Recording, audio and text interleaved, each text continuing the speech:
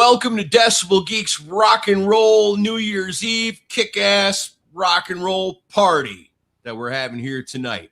My name is Aaron Camaro, joined as always by my awesome friend helping me rock in the new year. It's Chris Sinzak. What's going on, man? Happy New Year. Happy New Year to you, and happy to see 2025 go, and ready to get into another year. So it was one for the books for sure. It's had its highs and it's had its real lows too.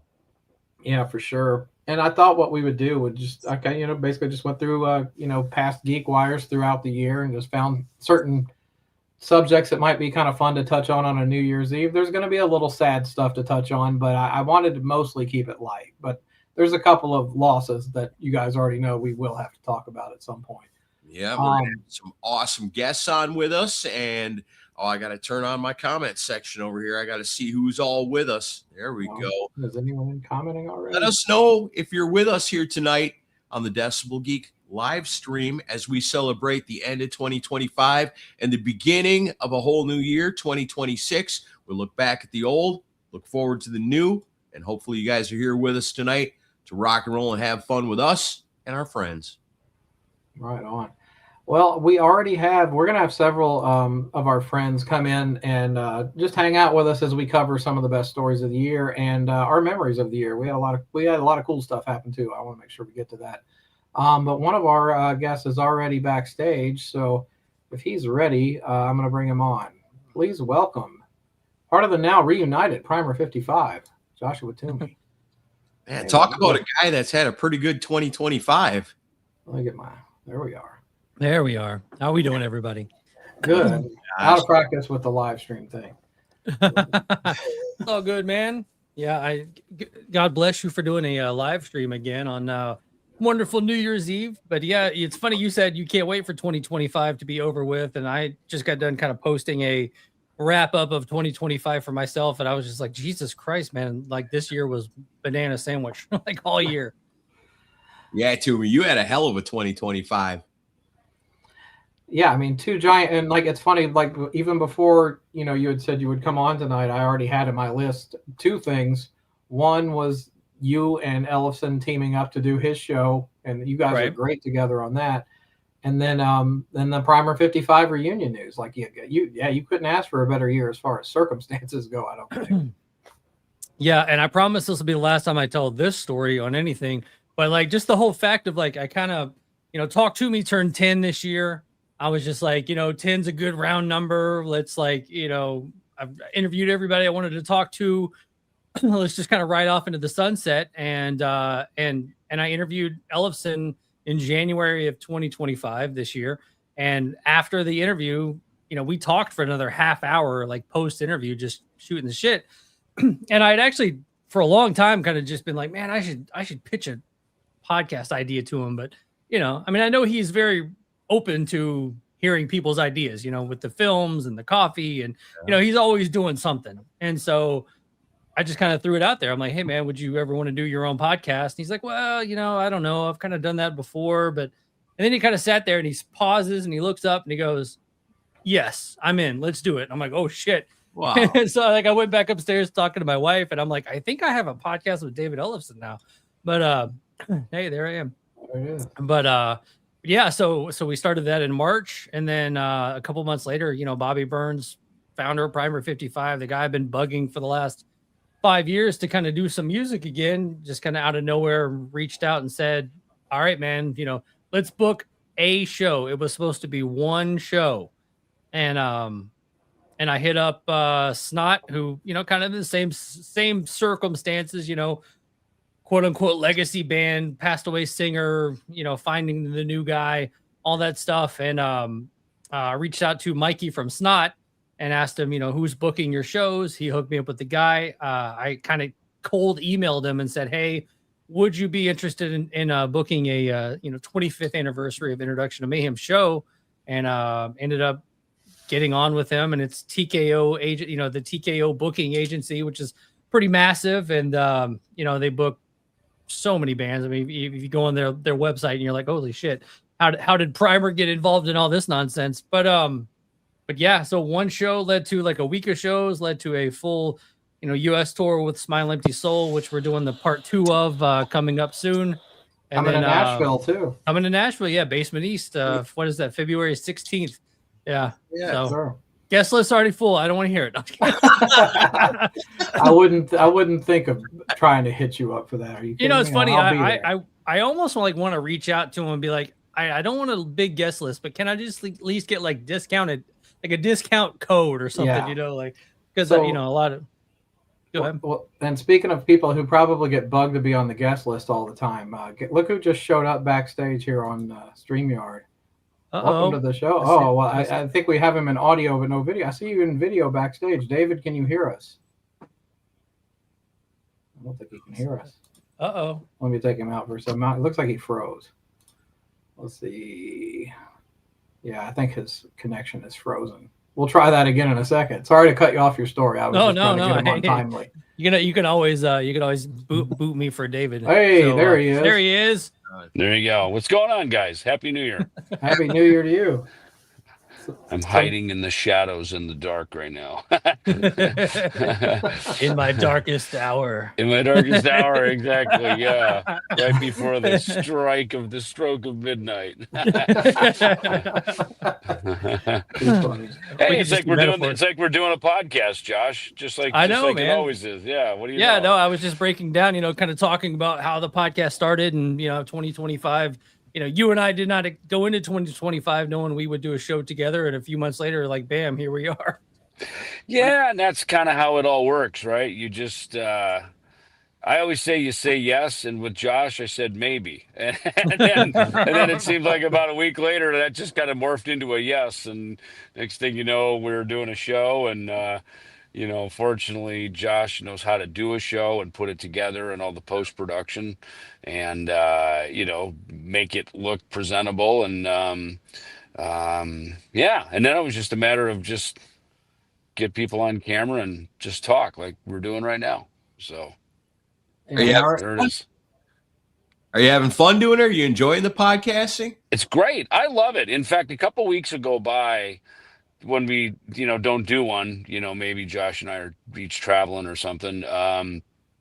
And all of a sudden I kind of start itching for it, and because, these, you don't think about it too much, at least I don't. But then when you get here like this and we're chatting and we're talking, this is where real life happens. There's so much of showbiz, entertainment, just, there's so much life it literally is AI. It's artificial intelligence didn't just show up, like we think it did. It's been going on for a long time, the smoke and mirrors, and I think when you're just in person like this, or, at least virtually in person, it's the human connection, and I think that's the thing that we all like, is to connect with people and hear stories and all the rest of it. So I've really been enjoying it. It's really been we've done it from all over the world. I've been everywhere. Josh has been on tour, been everywhere. We've somehow, it used to be Where in the World is David Ellison. Now it's Where in the World is Joshua Toomey and David Ellison. So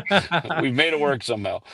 Yeah, man, the logistics alone have been crazy. And the amount of times, like, he's in Germany, I'm here, like, right outside Louisville, the guest is in California, and we're like trying to sync up time zones and everything else, man. But it's been, honestly, it's been pretty seamless. And you, Chris and Aaron, you guys both know, like, how far technology has come, because 5-10 years ago, obviously we couldn't have done this podcast this way, but obviously with all of the advances in technology and internet and everything else, man, it's wild to, it'll be nighttime for David, lunchtime for me, first thing in the morning for the guest, half the time. Yeah. And while I've got both of you here, I want to give you both big kudos, on an interview, and also David on performance, with the Mike Borden interview, going over the back to the beginning experience and everything, because I think you guys really did a great job with that. And it's funny, that guy says I don't do podcasting. He's like one of the greatest storytellers I've ever heard. I know. Then he takes over our podcast. Yeah, and I was like, dude, you need I told him that after. I go, dude, you need a podcast. Like, you know what I mean? Well, it's funny because, Mike and I started chatting that week leading into the show, and he was still in California. I was already in Europe. And we started talking, and it kind of threw Adam Wakeman, who I knew because he's been the offstage keyboard player for both Black Sabbath and Ozzy. So we were on tour together in South America with Megadeth, Black Sabbath in 2013. And then we've just stayed in touch. In fact, he was actually up at KK Steel Mill when me and KK Downing did that show back in 2019, which essentially kind of got him out of the house and launched KK's Priest a couple years later. So Adam's kind of been in and around it, and of course his dad is super famous, Rick Wakeman from Yes fame. But Adam is his own guy, his own musician, and so anyway, he had done the introduction with me and Borden. I may have had Mike's number. I don't know. I knew Mike obviously from the past with Faith No More and everything, but also Megadeth when we did Ozfest 1998. I think Borden and Robert Trujillo were in Ozzy's band on that tour. I seem to remember. So we broed down and we hung out and chatted quite a bit on that tour. But but the thing I wanted to talk that Mike and I wanted to talk about is like, okay, like, how are we going to end these songs? Because I was like, well, dude, you played with the guy. Like, how did you end these songs? He goes, I don't know. It was kind of different all the time. And then I started going, we started referencing some videos that we saw online and go, well, that's one way to do it. Well, this is another way to do it. Then once we got in the room and started doing the rehearsals, then, everybody kind of had an opinion. It's funny. Jake Ely and Mike Borden, who are in Ozzy's band, really were like, I don't know. I really don't know how we end this song. You know what I mean? And I think probably me and Nuno were the most opinionated. Like, well, we got to freaking end this thing. Like, War Pigs, like, how do we get out of this thing? Because it just kind of loops around. Yeah. Sometimes songs fade, on the records. You kind of got to have a live ending. And that's one thing I noticed. Sabbath and maybe Ozzy, they didn't have like these big dramatic endings, like Kiss had huge endings, Van Halen, even Metallica during the Black Album. You can tell they kind of took a page out of the Van Halen live show playbook, and they had these long. Metallica would have endings to their songs that were as long as the songs themselves. Right. It's like no wonder they only have 18 songs in the set and they can play 3 hours. You know what I mean? They had these things they're like writing new songs in the endings. So but yeah, Borden was great, and it was fun to that's one of the things Josh actually kind of anchored that is like, hey, let's get on, because Eddie Trunk called me right away for a Sirius XM follow up, and everybody wanted, okay, give us the scoop, and so me and Josh got on the horn right away, and I think with Rudy Sarzo, who I've known for a long time, and he's a great storyteller, and he's got some, he's got these great stories from Randy Rhoads, and of course he was there at the untimely passing of Randy. And I mean, he was there. And so Rudy just got some great stories. So I feel like, well, and then 2 weeks later, Ozzy passes. And it's almost like here's a whole, in fact, we were going to have Adam Wakeman on. He was scheduled to be on, and then Ozzy passed. And I sent him a condolence text, and he goes, I'm just absolutely mortified. He goes, can we please wait on the podcast? I said, of course. So we never did follow up with him. I wanted to have him on because he and Nuno were kind of like MVPs, there was only one keyboard player on that whole stage, and it was Adam Wakeman. I mean, whoever needed keyboards, he was the guy, and he's dragging his keyboard all over rehearsals and every dressing room, practicing, rehearsing with people, and so I really wanted to get him on the podcast. So maybe that'll be one of our guests for 2026 now. Yeah. You know what? The maybe we're the kiss of death on some of this stuff, because we were supposed to have Adam Wakeman. Ozzy passes away. We actually had Valerie Franco, who is on the podcast, but we had scheduled her, and then Rob Reiner unfortunately passes away. So maybe you don't want to come on the David Ellison show. Right. We are the Spinal Tap. You're the black cat of podcasting. Exactly. Typhoid Mary here. Oh shit. Yeah. Then one thing on the Rudy and Mike Borden thing is those guys, you could tell, had never really talked before. So like David and I at some point would just sit back, because they would start sharing Ozzy stories because they've never had that bro down backstage anywhere. So, and you know, they're obviously from different eras of the band, so they could kind of, hey, was Ozzy like this back in the day? Oh, he mellowed out by, you know, like type stuff. And that was a lot of fun to watch. Yeah. Yeah, and just while I have you both here, like while watching it, and like to me, and I mean, I had high hopes for the concert anyway, but I think we were all kind of like, how is this really going to pan out with all these different artists? And it was like the organization of it, just from a fan's perspective, was insane. I mean, like it seemed like they had it down to a freaking science. And then also to me, I think it's got to be up there in the conversation for greatest heavy metal concert of all time. And I never thought I'd see that in 2025. You know? And also how to host a goodbye.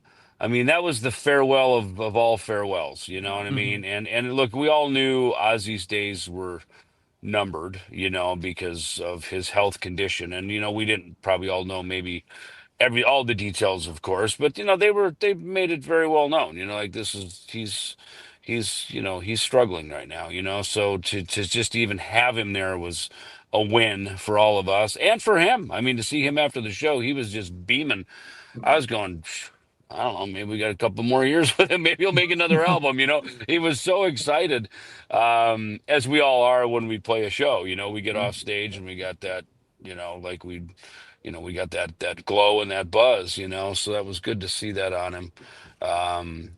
But yeah, you know, the production organization, you know, they hired Jake Berry, who's been, you know, production for everybody from the Stones, Metallica, Motley Crue. I mean, he's the best of the best, you know, and then he's got a protege under him, Opie, who's then kind of taken over for him. But Jake, you know, you know, he just knew how to organize everything. You know, that spinning stage that made it all work, you know, because you know, it's basically battle of the bands, right? As one, whoop, hang on, I'm losing my lighter. As one band's playing, another one's setting up backstage, and it just spins around. It's almost like commercial break. Yeah, okay, and we're back. You know, it was like it was literally like doing the midnight special. You know, which is a show when I was a kid. You know, so it really it ran well. You know, and everybody just had the right attitude going into it. You know, they knew this was literally the end of Black Sabbath, the end for Ozzy Osbourne.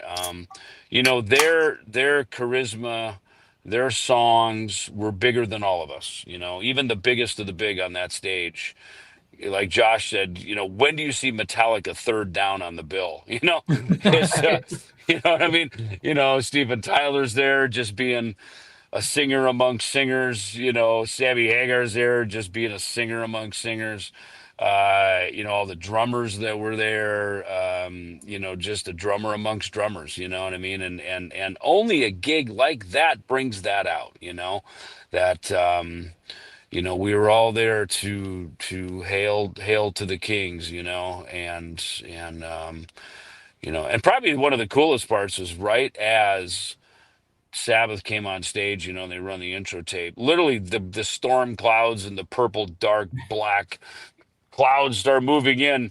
It's like God was just showing off. Like, yeah, watch this. You know, I got an additional light show coming in. You know, lightning. You know, and I don't know that it really rained. It just looked ominous. It was like it's like you couldn't even plan a lighting director that cool. You know what I mean? To like with that music. So to you know, for all of us who grew up hearing that drop of the first Black Sabbath record, no, you know, in the rain. It's like the visual was right there coming in over Villa Park, you know. So it was just one of those moments. I mean, I get goosebumps. It's just one of those moments that, you know, it's beyond human comprehension, you know. So you know it was divinely appointed by the heavy metal gods for sure. Yes, sir. That's awesome. Awesome. Well, Dave, I know you're on limited time, so I want to thank you for coming on and giving us a hello and a happy New Year. This is a great surprise to have you on here. And as a fellow Kiss nerd on your way out, give the people one underrated, like deep cut Kiss tune you would recommend people check out. Well, dude, today I was at the chiropractor of all things, and I hear New York Groove comes on from the Ace Frehley record, you know, and you know it's that solo record of his was just unbelievable, right? I mean, that was just and then you hear, Ace say, like, Gene and Paul going, "Hey, if you need any help with your record, let us know." And he's like, "Yeah, right. Watch this." And then he lays that record out, which just still to this day, he's not even with us anymore. And, like all of us, our songs will outlive us. So that's that. I think, sorry, get my light back here. I think, God, I'll go to side 4 of Kiss Alive 2, and let's go with another Ace Frehley song, Rocket Ride. Yeah. I mean, that is just badass, man. Side four of, Kiss Alive 2. So I would go with that. By the way, I got to ask you, I can't see real good. Is that a Fastway t-shirt you have on? Yes, it is. Dude, ruling. Yeah. Yeah. I always Nice. get compliments on it every time I wear It's it. awesome, man. Yeah, it's super, super good. So yeah, Thank all right. God Well, for, listen, guys, I'm gonna jump, but yeah, thanks. Happy New Year Yep. to everybody here, and Happy New Year, Dave. Happy yeah, New Year. Josh, we'll see you in the new You gotta year. put up. Yeah, you gotta put up with me next year too. Yeah, which starts tomorrow. Yep. New episode tomorrow. All right. All Have a right. good night, David. All All right, you guys have a good night. Yeah. See you David. guys. All right. That was fun. You're welcome. Thank you so much.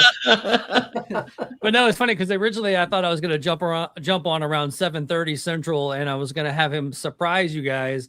But when he said he could only do it like right at 8, I'm like, well, I guess I should, I can't just bombard the show right away and have David on. So I figured I would let you know a little bit ahead of time. Right on. That's awesome. Oh man. So what's in the next year for Josh Toomey? I mean, you got more tour dates. So is there plans to record anything for Primer? Yeah, there's been a couple of we were going to record in January, and then I don't know how much to talk about on this one, but then when we played the Whiskey, some of the old Primer managers and things like that were at the show, and so there's been some talk about maybe doing something maybe a little bit bigger than just recording a couple of demos or something like that. So it's like that's going to be pretty awesome to finally get down and lay down some tracks on some Primer 55 stuff. But I know the audience at Decibel Geek's probably like rolling their eyes about like talking about Primer stuff. But the one thing that like blew me away by doing these shows were the kids. Like I honestly thought every show was going to be 50 dudes that are all in their 50s, reliving their middle school years. Yeah. And it's like kids in their middle school years coming to shows that they found the band on, I would always ask like, where did you find the band? And everyone says like YouTube recommendations, like they'll be watching a Korn video. There's the Loose video, Spotify, they'll put on the new metal playlist, Loose or something will come on and they get more interest. So like, there's just been this like groundswell of like these kids that keep coming out to shows. Obviously, I think with the first album cover kind of being anime, like some of the anime crowd comes out. And then, if you look on TikTok, if you search, Primer on TikTok, it's like a goth girl fit check song. So it's like, there's one song that they show off their outfit to, which I'm, perfectly fine with. But like, you can just see the crowd it's 50-50, if not like, 60, 40, 70, 30 kids. That's and you can especially tell like when we play like a 21 and over venue, because there's like not that element there. But we play an all ages venue that the crowds are we'll get 200 or 300 kids in these things, and it's just like, and I was talking with Bobby after a couple of the shows, and I'm like, dude, I've been in this band since I joined in 2002, and then we did some shows in 2007, and I'm like, dude, I've never seen the band this popular. And he goes, there might have been a moment or two like 2000, 2001, but like this might be the biggest the band's ever been, which is wild to me. Wow. That's cool, man. Yeah. So we just, we announced Welcome to Rockville, which we'll be doing whenever that one is down there at Daytona. Dude, that's crazy. That's going to be a gigantic crowd to play. Yeah. Yeah. I mean, I think we're the first band on that stage, but still, like, even if it's like Louder Than Life, like even the first band on the stage is still going to have a massive crowd, because they're just kind of, they get there early, they camp out, they do all that stuff.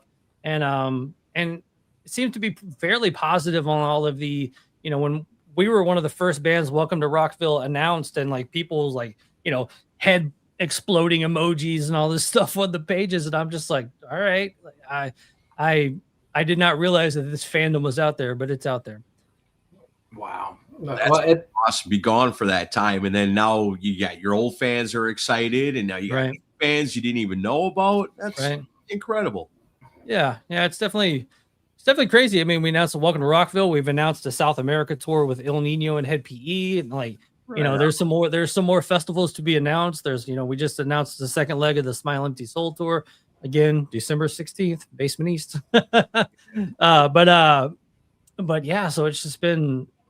I was so excited to see that Nashville date on the tour routing when it popped up. I was just like, that's the first time. I mean, I saw Primer in at 328 back in like 2000, 2001. I think Primer maybe only played Nashville one time, so I don't remember them ever playing here, honestly. Yeah, I think they played with like Fear Factory or Mudvayne or somebody at 328. Like, wow. Like I guess that would have been 2001. But yeah, man. So I'm excited to get back. My dad will be out of the show rocking like he does, and we'll be having a good time. Your dad is a cool dude. Yeah, he's the coolest. Yeah, he's definitely something, man. He's definitely. But are you getting to play places you didn't get to play the first time around? Oh, absolutely. Like I said, we played we just played Dingbats up in New Jersey, which is a pretty decent, has a nice buzz about it. And then I had played the Machine Shop before, but the Machine Shop and Nu Metal are like best friends. So I mean that was a massive show. We play like the whiskey. I'll tell you, the whiskey show for me was crazy because on the, obviously getting your name on the marquee outside, which is legendary. And then it's Hollywood, it's Los Angeles. Like they should not care about a 25-year-old nu metal band that wasn't really that big to begin with. And we walked out on stage, entire place is packed, screaming the lyrics. I mean, kids are singing songs like I didn't even know, like the deep cuts on the record, and like they're, and it was just everybody's going crazy and everything else. We walk off stage, and I literally walked upstairs to the dressing room, sat down, and like I just kind of sat there for a second, and then I just like cried. I was like, because I mean that stage is the Doors, that's Led Zeppelin. I mean it's the same stage. They didn't, it's not been reconfigured. It hasn't been moved. It's the same stage that Jim Morrison stood on. And like I said, getting that kind of reaction in Los Angeles should not happen. Now they should be like Nashville. It should be like arms crossed, a lot of impress me bros kind of stuff, and it just that will always be Nashville. Like right. they're like reunion proof. Like we're always going to be because it's a bunch of musicians watching you. Right. They're all looking at. Oh, I know. Yeah, it's everybody in the crowd is a better musician than you. At least in their head. Yeah. Right. But no, it's been a wild ride. That's wild. So I've got a couple of people backstage. All right. But I don't see video for either of them. I've texted one of them and he will not respond. So let's bring him on. He's listed as Drunkenstein, but for a second his camera was working. I think we know who this is. Can you hear me, Drunkenstein? I can hear you. What I got to do to get my camera? Hold on. Reason number 37, we don't do a podcast together anymore.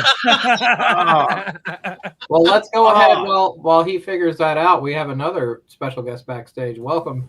The Mooger Fooger is joining us. Yeah. Oh, nice. Honestly, I thought we were about to go down a rabbit hole of like my former co-host. I thought Mike, Metal Mike was about to pop up. Well, when things go south with Ellefson, then Shane's ready to step in. Yeah, man, the Mooger Fooger. In the flesh. Hey guys, Ready to be your next former co-host right now. Right? how you guys doing? Good. That's like the most pathetic version of my future ex-wife, isn't it? Yeah, right. All right, Drunkenstein, why can't you get your camera working? I don't know what I got to hit this fucking shit. When you first came backstage, your camera was working because I watched you chug a beer, and then all of a sudden it stopped working. All right, should I leave and come back? Yeah. Okay, bye.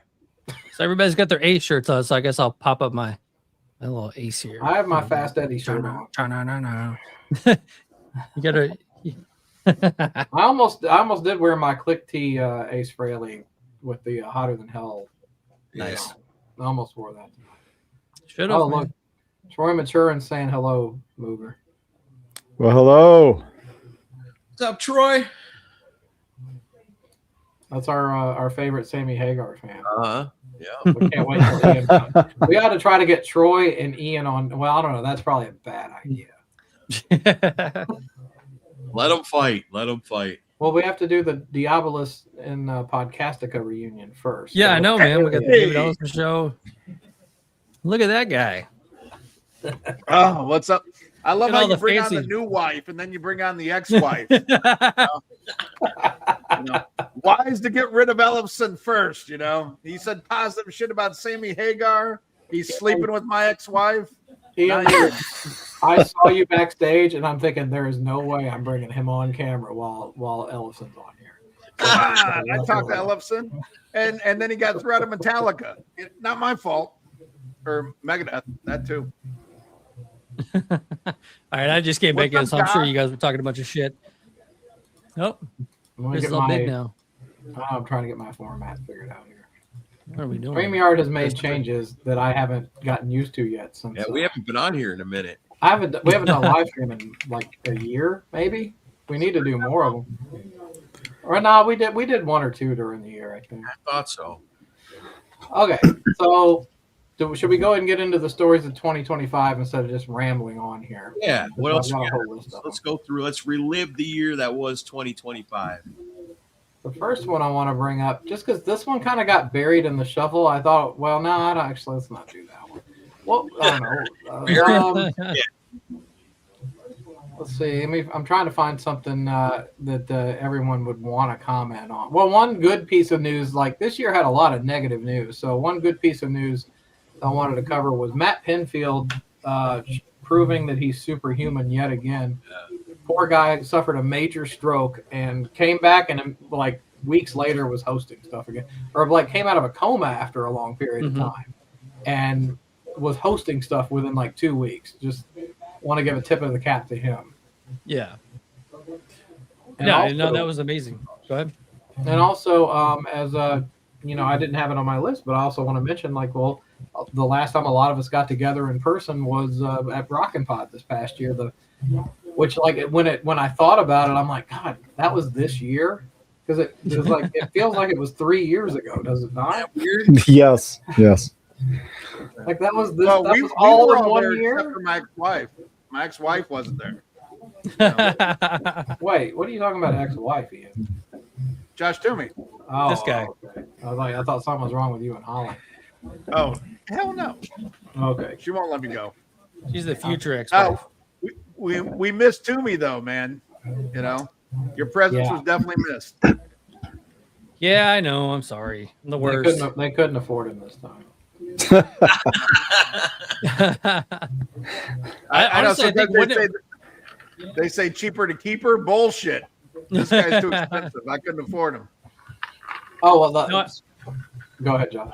No, I was just saying, I think Rockin' Pod was like the week after spring break for us. So we had just got back from a trip. So yeah, we'd blown all of our money on Harry Potter rides.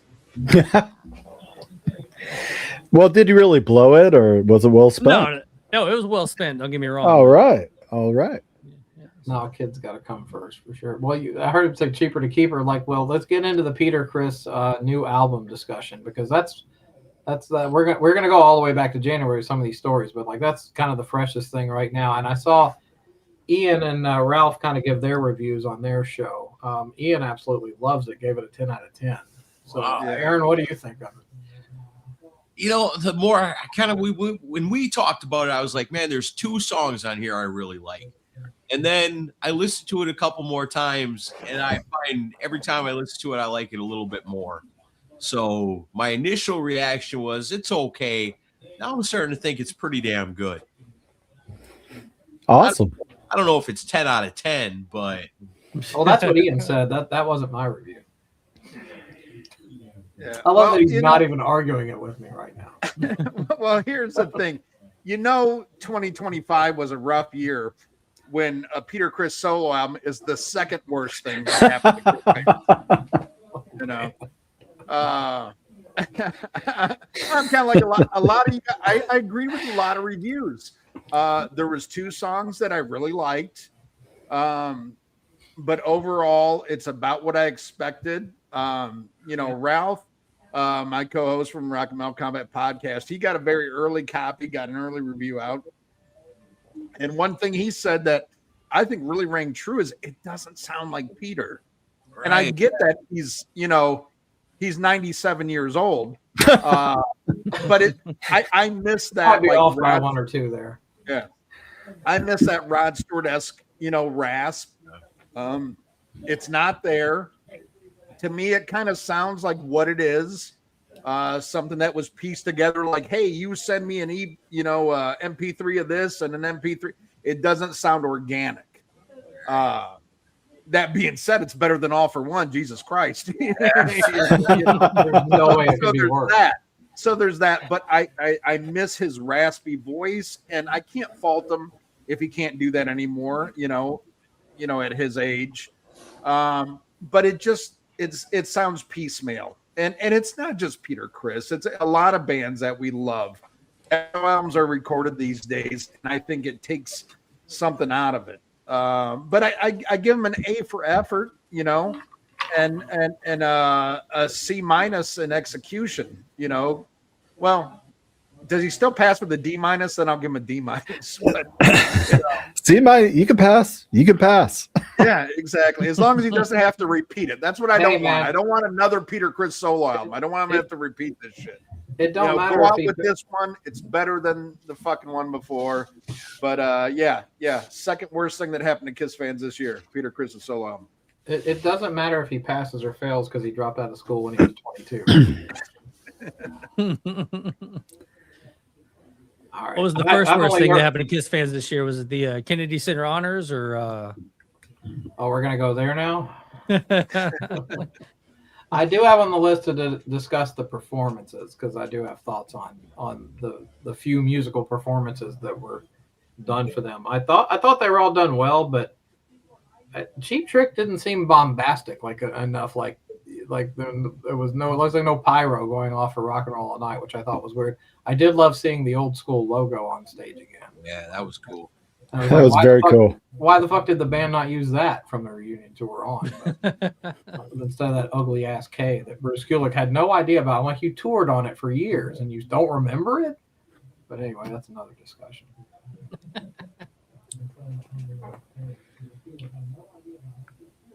Thoughts? I thought you were going to the next story. Yeah. What did I have on here? Oh, the birthplace of AC/DC was mistakenly demolished. I just thought that was a funny headline this year. And then they're like, but it's okay. We're going to build a museum in the spot. And it's like, well, that doesn't make it okay. I had another. Let me see if I can play some video on here because I thought this was funny. Aaron got a good laugh out of this when we covered it on GeekWire earlier this year. If you were a fan, it was speaking of Josh, part of bands that were kind of origins in the 90s. Let me see if I can figure out how to do this real quick. No, that's not it. That was a powerful and attractive man. You need glasses. He's got glasses. He needs better glasses. No, doesn't look. Oh yeah, I do have it. Let's try it. All right, here we go. I thought this was pretty funny earlier this year. And Jeremy, Aaron's gonna remember this. So here we go. Is that Vinnie Vincent? It's Christina Ricci. Oh. I've never listened to the sound. Is it like for fuck's sake, these songs that we have. I'm sorry, but live was never cool. And when it came on high school, when I was in high school and that live song, everyone was like, well, dorks, I love live. And then we come to shoot that scene and everyone's like, I love this song, it's so amazing. I was like, what are you talking about? I have amnesia? I love that song. No, you don't. I kind of do, though. She's talking talking about there? She's talking about the song "Lightning Crashes" by Live. No, she's 100% correct. Like, there's no one's ever. No, actually, I think I got shit online for posting because I think Live and who was it? Live and Collective Soul were going on tour together, and I'm like, no one's asked for this ever. And then all the Collective Soul fans came out of nowhere, and they're like, actually, Collective Soul's pretty good. I'm like, all right, I'm more focused on no one ever needed to see live. Yeah, I hate both of those bands because that was right at the time when I was like pretty heavy in radio, and you'd have to hear those songs. One song by each band would come up all the damn time, and people would say, "Oh man, you play that song too much." Like, how the hell do you think I feel? I'm stuck here at work having to listen to this stuff. Oh man, no. My favorite part is when that girl says, "Well, I kind of like that song." And then Christina Ricci's like, "No, you don't." Yeah, she's totally one of the boys when it comes to that. Like, no, you don't. For some nerdy Kiss trivia, the girl saying that she actually likes the song, that was the girl that played the Beth girl in the Detroit Rock City movie. Okay. Christopher. There's your nerdy Kiss trivia. For that. That's what we come here for. But like, it was hard. Yeah, exactly. Yeah, all five of you. It was hard to take Live seriously when this was the guy fronting thing. Looks like a young Ian Wadley. I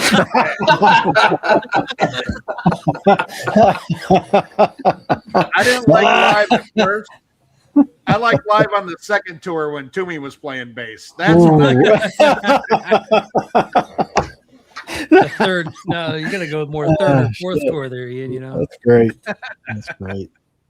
I mean, the longer you look at it, the more disturbing it starts to become. Yeah. I alone also, like you have that to- song. You also have to get like his weird ponytail thing that he had too, like in the. Yeah, I had another one, but it was too blurry. That one looked better. He still looked equally unhinged in the picture.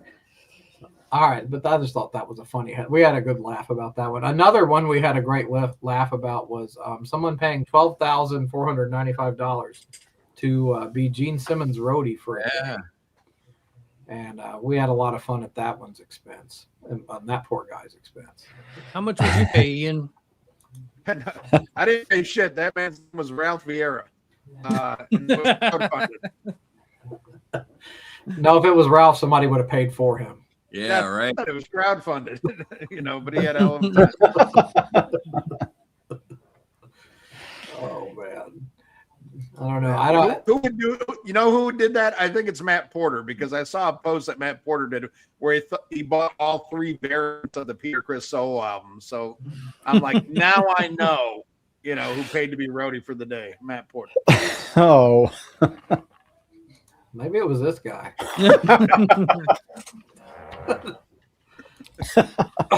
Oh no! How did you get a picture of me without my goatee?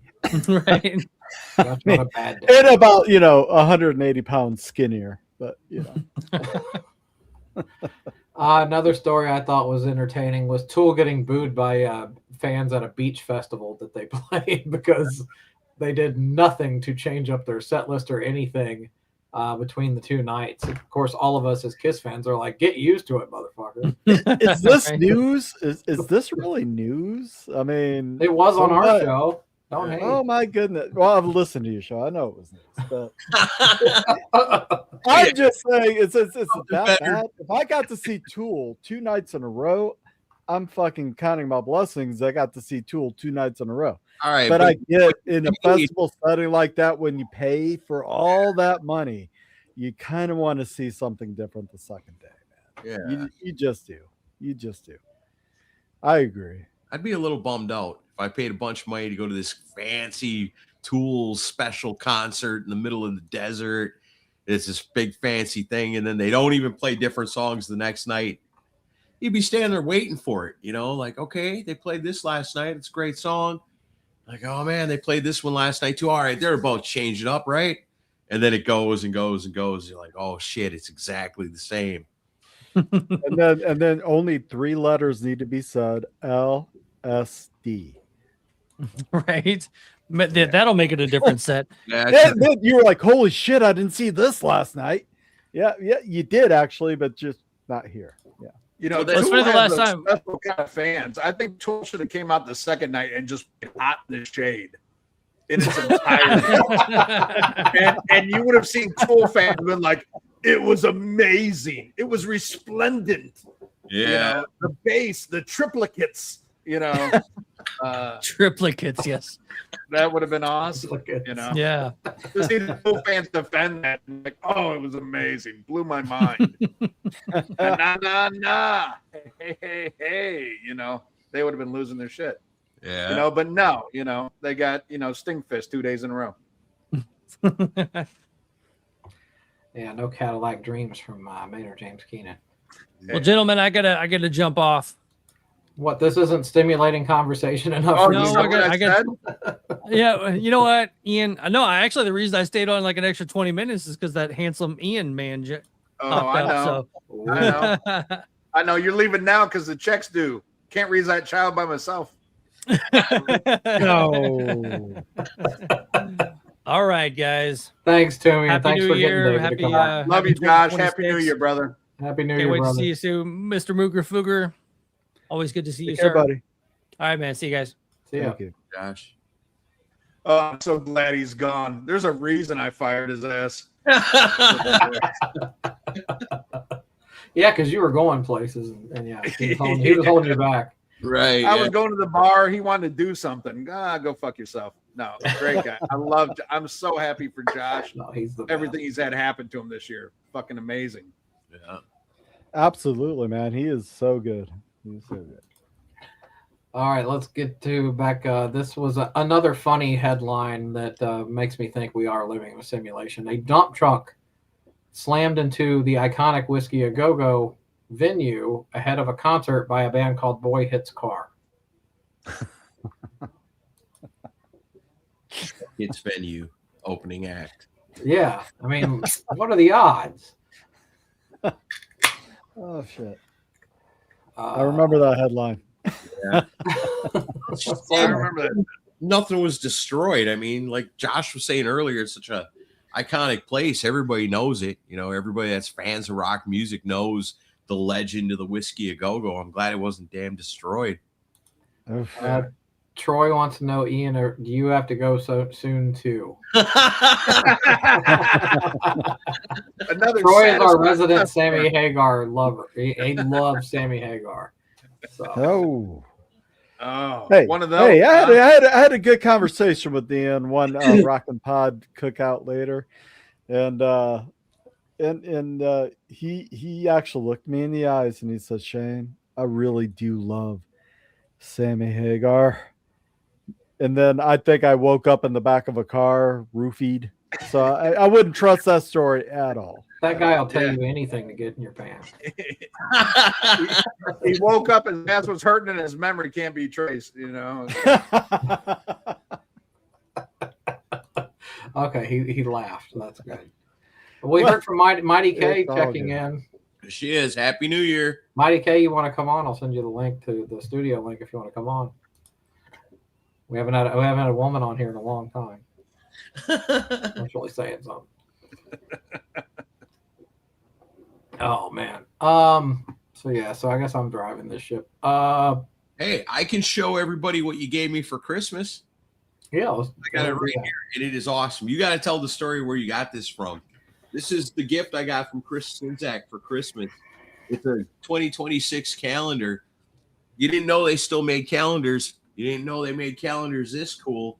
Every month is a new awesome art piece, picture of Ace Frehley in it. And it's super cool. I love the artwork in this thing.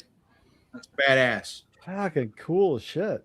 I've got the same one. What I like about it is April is Tommy Thayer. Is it? And then Shay goes, "Is it?" He's Oh, telling God damn it. April Fool's.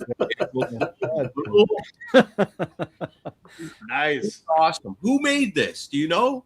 an artist named Chris Hoffman. Like you see the Beatles thing behind me, he did that too. Yeah. Yeah.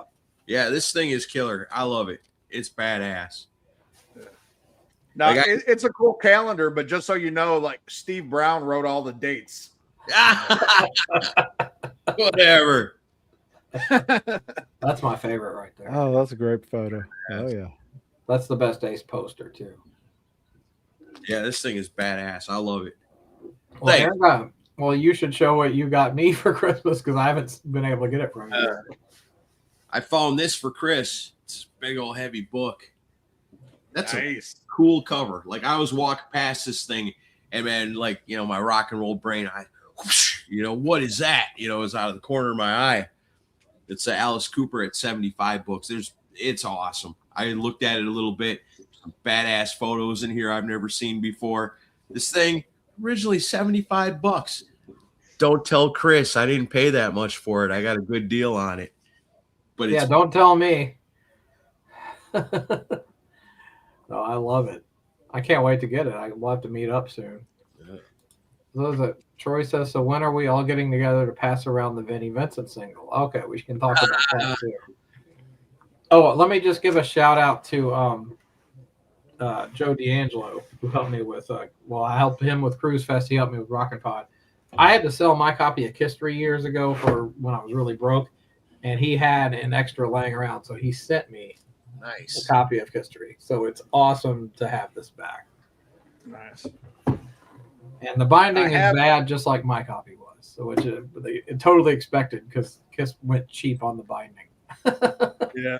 No, I have that same. Well, I have mine from when I originally ordered it, and of course, Vinny signed all over everybody's fucking signatures and shit. But it's cool. I got multiple signatures on it. And you have to pay I $1,000. got everybody's autograph except for St. John and Carr are the only ones I don't have autographs from. I do have an Eric Carr autograph, but I didn't meet him I did just because so many people did chip in and bought that new Vinnie Vincent, the Rise of the Serpent or whatever the fuck it is, So he made his quota for that. So now he's got another box set. I pre-ordered it. Oh, good. And it's all leftovers from this. It's called Doggy Bags. And I oh my God. So I'm hoping it comes soon. Whew. Doggy Bags. Uh-huh. Woof. Mm-hmm. Did you guys hear this shitty song already? Holy fucking shit. Yeah, and it sounds the same as it did when it was recorded in 1991. And none of this shit is new. Where was it recorded? In the bathroom at Radio Shack? I mean, what the fuck? That shit sounds terrible. But according to him, it's better and it's worth more than any new whole album or many whole albums. This single is worth that amount of money. So did the single come out now? Did he reach his goal and is it out? No. Oh. It never will. Come on. No. Matt Porter has to buy 5 more copies. But these songs have all been heard before. Yeah, most of them, cause there was only clips of certain songs, and it makes me really sad to say that I'm saying these song titles, but yeah, like Brainsaw and Cock Teaser, there was only clips of, but now supposedly there would be the full song. Because I've heard Get the Let Out. I've heard that before, and a handful of the other ones that like that one and Rocks on Fire. Yeah, Rocks on Fire. I'm trying to remember all of them. Yeah, I mean, I've heard most of the record, and it sounds like a lot like the first album, but not nearly as melodic and hooky. It's got a lot of just him going insane on the solos, even more than on the first album. So it didn't really interest me much, but I don't know. Oh, is it? What is Troy saying? Ian, you made up for your hatred of Hagar with your hatred for Vinny. Oh, well, yeah. I think we can all get behind that one. Ian's got a lot of hate to go around. He's a hateful dude. Hey, James J. McElhenney checking in. Oh, dude. Happy New Year, brother. That he's awesome. Yeah. Al Horta checking in. And would have given my right hand to see Ian and Ellison on it. Yeah, and I wasn't going to let that happen. I'm smarter than that. Yeah. No, I saw him show up. Like he comes on camera and he's backstage going like this, and I was like, probably not. Probably Sorry should. to go check to see if my Vinnie Vincent box set came in. The mailman must be late. Yeah, running late. New Year's Eve, you know. 1986. Oh. Yeah, so Troy checked in and said you made up your hatred of Hagar with your hatred for Vinny. Oh no! I hate them both. You know, true story. And then Al Horta checked in and said he would have given his right hand to see you and Ellison on at the same time. Hey, I would have too, but you didn't let me in the room on time. But hey, I interviewed Dave. Dave's nice guy. Know. Yeah. Honestly, the way it got set up was Josh told us that he was gonna he's at like 10 minutes tops and then he's out. Oh yeah. So no, I get that. I'm just I love Dave. I love Dave. I mean, I mean, I was a Dave fan when I was a very young child. I mean, you could say he groomed me as a fan. Big Megadeth fan. Love that bass. It's all about the bass. Yeah. Okay. Hey, you invited me. I'm so glad I did. Christ. I'm trying to get something together because I want to show. All right, so I'll just read this. So in the comment section for Vinny's Ride the Serpent pre-order that he wants $200 something for one song, which he richly deserves. Oh, of course.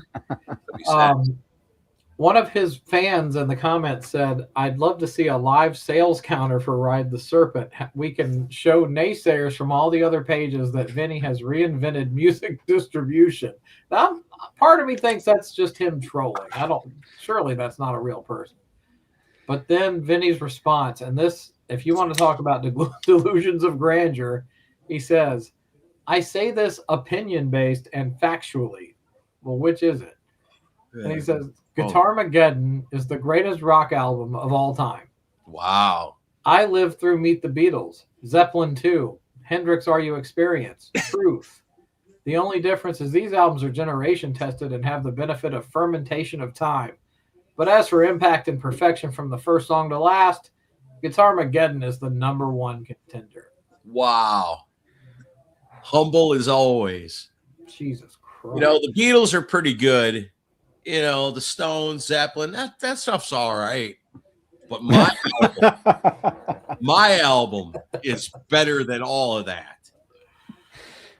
Yeah. All right, Ian, you have to have thoughts on mine. What's that? Everyone has to have thoughts on this. Oh, it was horrible. I mean, what I heard, not only was the recording horrible, like I said, it sounded like it was recorded on Mr. Microphone in the bathroom at Radio Shack. But the song's not that good, And I love what Vinny did with Kiss. I really do. Some great guitar work, some great songwriting. But then you get to the Vinnie Vincent invasion, not so much, I mean, and the guy's just such a scumbag, and he's done it to himself. I don't feel sorry for him. I feel sorry for the people like pay for this shit. Actually, I don't. I'm like, you get that. You deserve that. You deserve that. And like the silver copy of Peter Chris' solo album. That's what you deserve. I heard the white one. Jesus Christ. I don't know. These are the same people that are on eBay bidding on fucking Mark St. John's porn collection. Oh man. I'm kidding. Get it? I'm kidding. Oh well. What are you gonna do? True. Yeah, that's true.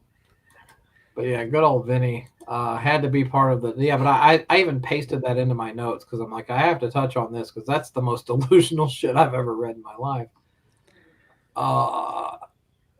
Let me. You think he's going to meet his goal? No, not quite. Maybe in Fantasyland.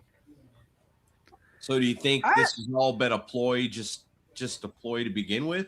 This is all he lives for, is announcing stuff and getting people excited. Yeah, that's what I'm talking about. This is the payoff. Coming through. It's not about putting anything out and showing people what you're doing. So he's just Wow. drumming. He's just drumming attention up, right? He's just That's getting all he people cares to look about. at him, Google his name, go to his site. Well, and if he never puts it out, he never has to face judgment on it.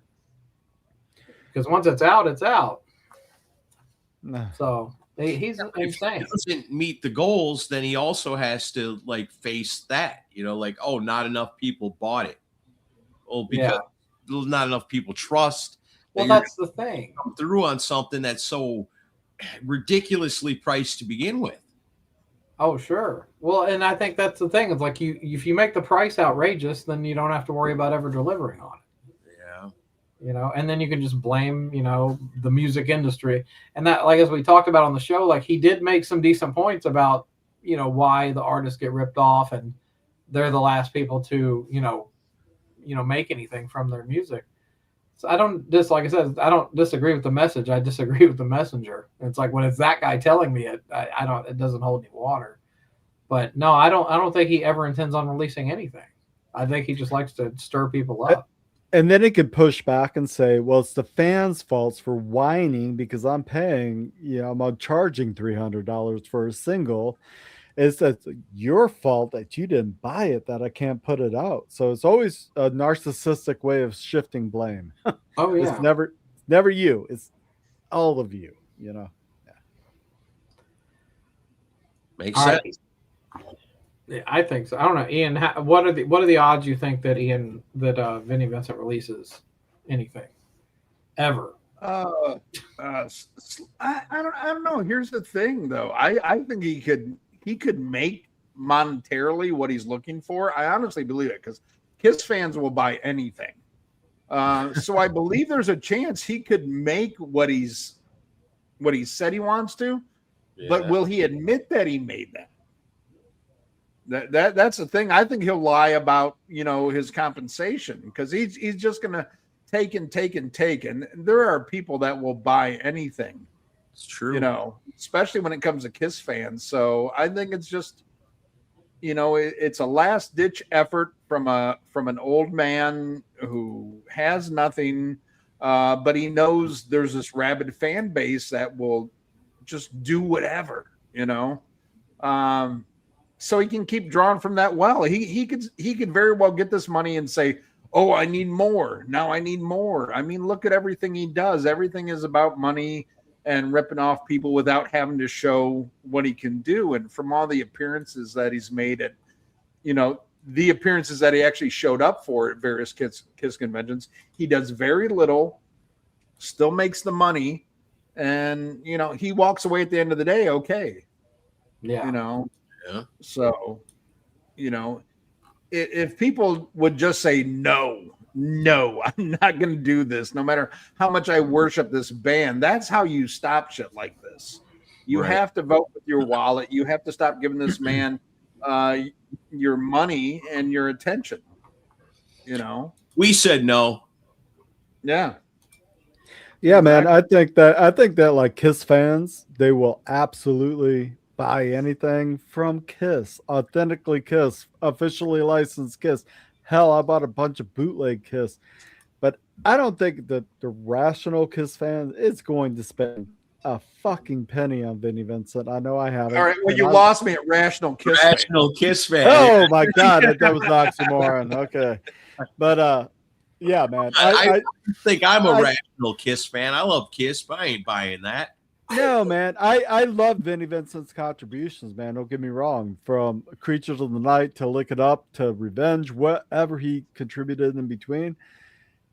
It's fucking awesome. But why would... No, man. I have not played the Vinnie Vincent game since he formed Vinnie Vincent Invasion. I just haven't played the game. Well, we played it when he came back in Atlanta. But at the same time, the memories we have from that weekend made it well worth the money to go. Because man, we got so much golden content. We got a whole podcast feud out of it, which we didn't expect. And nice. Yeah, and then of course it led to getting the interview with Vinny, and then of course him agreeing to come to Rocket Pod, and then of course, backing out.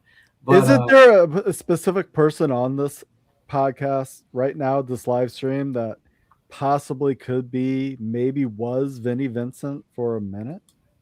Oh yeah, we kind of did have a Vinnie Vincent appearance at Rockin' Pod that year, didn't we? Actually, we did, and a moo no less. It was Yeah. it was a very stylish moo. Oh, you don't have a picture of that? I can look. I didn't look one up ahead of time. It's burned into my memory, though, brother. Oh All yeah. I can say is that movement made my hips look big. You know. Even the story about you shopping for the damn thing is funny. Oh, that was the best. That was the best. Shopping for a moo in New Orleans, trying to find one of my size. I'm like, no, it's for a podcast thing. You want to? She's like, sure, honey, sure, okay. God, fuck. Oh man, and like they got made up. They got put up. Ralph wore his doctor coat, so he got to pull that off. But they both wore the makeup, but then you guys had to walk a couple of blocks from the hotel to the venue, and it's hot as fucking August. I did Ralph's makeup, and I thought it looked pretty fucking good. Pretty good. And no slam to Metal Mike, but Metal Mike did my makeup. Wasn't the fucking same. No. And then I walked in there and melted. I looked like a drag king diamond, But the best was the look that I got when I went in the fucking men's room at where we had it the second year, which was like a biker bar / fucking whatever the fuck it was. So I was sitting next to fucking Evel Knievel, whipping it out at the urinal, like, hey, how you doing? He probably went back in there. So what the hell kind of convention is going on in here? Exactly. But the best was like, all the people we interviewed that year. Paul Taylor from Winger. He, normally we're asking, the people we're interviewing, hey, can we get a picture with you? Paul Taylor's like, hey, I gotta get a picture with you. Like he was I'm in Winger, and people aren't gonna believe the level of gay this is. I need a picture. Yeah. Well, I gotta imagine as soon as he took that photo, he's texted it to his friend Mark Slaughter. Yeah. Rod Morgenstein was throwing darts at my picture. That's how bad it was. Oh man! Only Winger fans will understand what the fuck I'm talking about. Said, die, Ian, die. Was there ever a time in there when you were trying to talk Ralph into also wearing a dress with you? Oh yeah, no, that was from the get-go. It was gonna happen, well, he came up with the idea. I'm like, well, we got to go full blown. I'm like, we got to do drag, not just the makeup. We got to do drag. And he's like, I'll get back to you. And he's like, no, I don't give a fuck. I really just didn't give a fuck. It was all in the spirit of it. Yeah. It was all about having fun, man. It was Rockin' Pod. I mean, and the funny thing is, like, we moved to a fucking restaurant the second year, but it was a step up. It was a step up. You know what I mean? Oh, I like Nashville Palace much better than the first place. And it was, to me, it was personal. It was personal because of what Vinny did to you guys as a show and as a fans and as a I'm like, no, now you're fucking with my friends. So I'm going to fuck with you back, And I just didn't care. I didn't care. I'm like, we're going to have fun with this. I was so glad that Rockin' Pod was growing, and how dare they fuck with my buddies? Yeah. So you want Vinny? I'm going to show you Vinny Vincent, motherfucker. Well, that was probably the coolest thing that came out of all that was just the outpouring of, is when we had to do that episode, and I was like, he's stupid because he doesn't take into consideration the fact that we can just do our show and tell everybody that's coming to this thing how it all went down. He thinks he's got us over a barrel, but the thing is we can get out in front of this thing. So it was like a blessing that he did what he did so far ahead of time. Because if he'd have waited the day before, that would have been trouble. Oh, But because he did it like 2 or 3 weeks out, we were able to get out ahead of it and say, hey, he's not going to be there, and let us tell you the story of why. That was what pissed him off. Yeah. But you know what I mean, though, is if he would have played ball, how that would have benefited him would have been crazy. You know, because all the people who were excited about that would have showed up, that would have paid ridiculous prices to meet him and to have shit signed, if he just would have played fucking ball, it would have worked in his favor.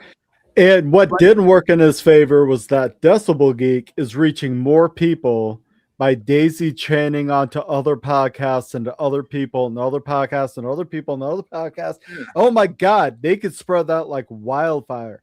He's selling $300 fucking singles, and no one's fucking paying attention. Everyone pays attention to the Decibel Geek, to Chris and Aaron. Well, and then when they start spreading the word, I spread the word. Ian, you spread the word. Ralph spreads the word. We all spread the word. Everybody and before you know it, that word is out, and it's like he has no credibility. Right. Oh, and then he tried selling a $300 single. Fuck you, man. Come on, man. He fucks with my brothers. I show up in fucking drag and makeup. Hey, I'd we appreciate it. It's like you want to get to them. You go through me first. Whether I'm in a dress, in drag, I don't give a shit. If you want to get to them, you come through me. Yeah. And that's our mentality for our brothers in the podcast world, for sure. Yeah. And that's what it was. It was just a big fuck you because you fuck with my friends, you know. You fuck with my friends. I'm gonna clown your fucking ass. I'm gonna clown you fucking hard, you know. Well, and that's what I did. I was blown away by, you know, the response from people that were friends of ours, and even other podcasters that I really didn't even know that well were like just coming back going, yeah, fuck you, Vinny. And I'm like, damn, I didn't expect so much support from that. But nobody took it to the level of throwing makeup on in a fucking movie. So, you are king shit in my eyes. Hey, you guys are my boys, man. I don't take that shit lightly, man. When they fuck with you, they fuck with me, you know. And you fuck with me, you fuck with the best. And that's the thing. I think a lot of other podcasts, unfortunately, that were part of the first Rockin' Pod didn't understand. Is we're all a team, you know. We were all brothers at that point, you know. We were all helping each other. So you fuck with one, you fuck with all of us, you know. And then, you know, after the debacle of Rockin' Pod 1, I was like, well, fuck all you other motherfuckers. But the ones who, you know, the ones who are true, the ones that I love, I got your back. I got your back no matter what. Yeah. And that's what it was, man. I did that for you guys, man. Because I knew the behind the scenes shit. I knew what you guys did to get that shit started. I knew all the work you put into it. I knew all this, and then he spit in your face. And I wasn't having that. Not on my fucking watch, you know. It is a hell of a thing, though, that like you wonder if someday somebody might like unearth that as some sort of case study of like this whole saga of these guys start a show, and the guy's a big Vinnie Vincent fan, and they talk about him, like, will he ever come on the show? Will he ever come out of seclusion? And then he does, and then he ends up on the show, and they meet him, and it looks like all this is going to happen, and then he goes back and does the same thing he's known for originally. That's some kind of case study there. That might be a movie. What I hope is like you see all these like memes on Facebook and YouTube and all that shit, you know, about I'm gonna tell my kids this was this. I hope somebody posts a picture of me in drag and says this is Vinny. I'm gonna tell my kids this was Vinny. Oh my God. Oh, it was worse than that. Oh, man. No, I'm gonna get as much mileage as I can out of that. Yeah, I wish we had a photo of it now, so anybody watching this. I'll look it up. I'll try to find it. It shouldn't be that hard to find. But that was like we walked in and like fucking Matt Porter, fucking Ken Mills. I mean, they were like crying, laughing. I remember Chris was so scatterbrained trying to control it. He just looked just like, oh fuck, I can't deal with this. I said I can't deal with this right now. It's on video. You can watch it on YouTube. I'm just like, and I thought internally, I'm like, this is really funny, but I'm like so stressed I can't deal with it. I know, and that's the thing is like the whole. And then I'm walking around this place, and like I said, I'm in the bathroom, like pissing next to this biker, and he looks at me, he's like, "You like 5150, huh?" And I'm like, "No, I'm just dressed that way, you know."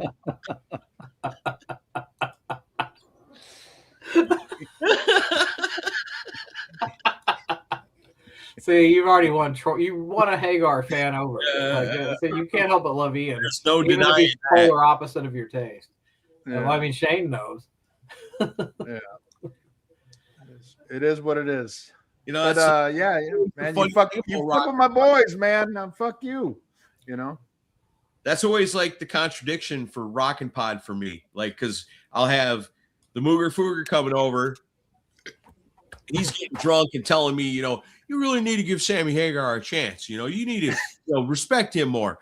And then I turn around and there's Ian and he's inspecting my CD collection going, what the hell is all this? You know, how are you even going to have this stuff in here? Yeah. Good. Oh, so you throw me under the bus there. That's awesome. I Man. can't win either way. Yeah. Appreciate it. No, no, okay. There's a difference between being thrown under and walking under. Okay. Yeah, there's a difference between thrown under the bus and outed. Yeah. So I would never do that to you, Ian. I'm sorry. So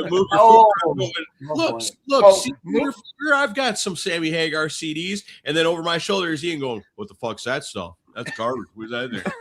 The best man, Mooger Fooger had a drunk ass conversation with me. He's like, "What the fuck? You picking on Sammy, motherfucker?"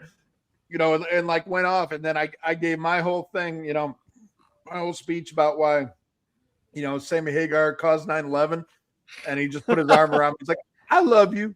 And that's what Rockin' Pod is all about, you know. Yeah. I love that shit, and that's why my favorite Rockin' Pod. I love it so much. I'm gonna miss it this year. I hope it comes back next year. But my favorite is always the after party. Yeah. Yes. Even though I'm scared to death of Aaron's wife. Well, why? Oh my God. Oh, Jamie came up to me. This is funny. Jamie came up to me last Rockin' Pod. She goes, "I heard you're scared of me." And I was like, I just look at her and she goes, "Good, you fat bitch." And then she went like this, and I wow. And she punched me twice in the shoulder, and I was like, That sounds right. Yeah. Yeah, it does. Jamie scared the shit out of me. Oh, see, you do it and I flinch, you know, but I respect her, you know. Right.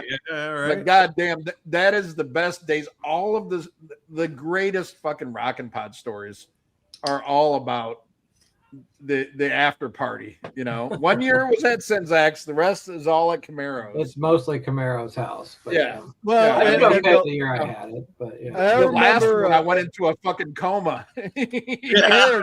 Aaron pulls out a particular thing called a particular thing that ends the party. And I remember sitting across from you, Ian, and your party was over, buddy. Yeah, I was like, he's talking. It could be either a joint or my dick, one of the two.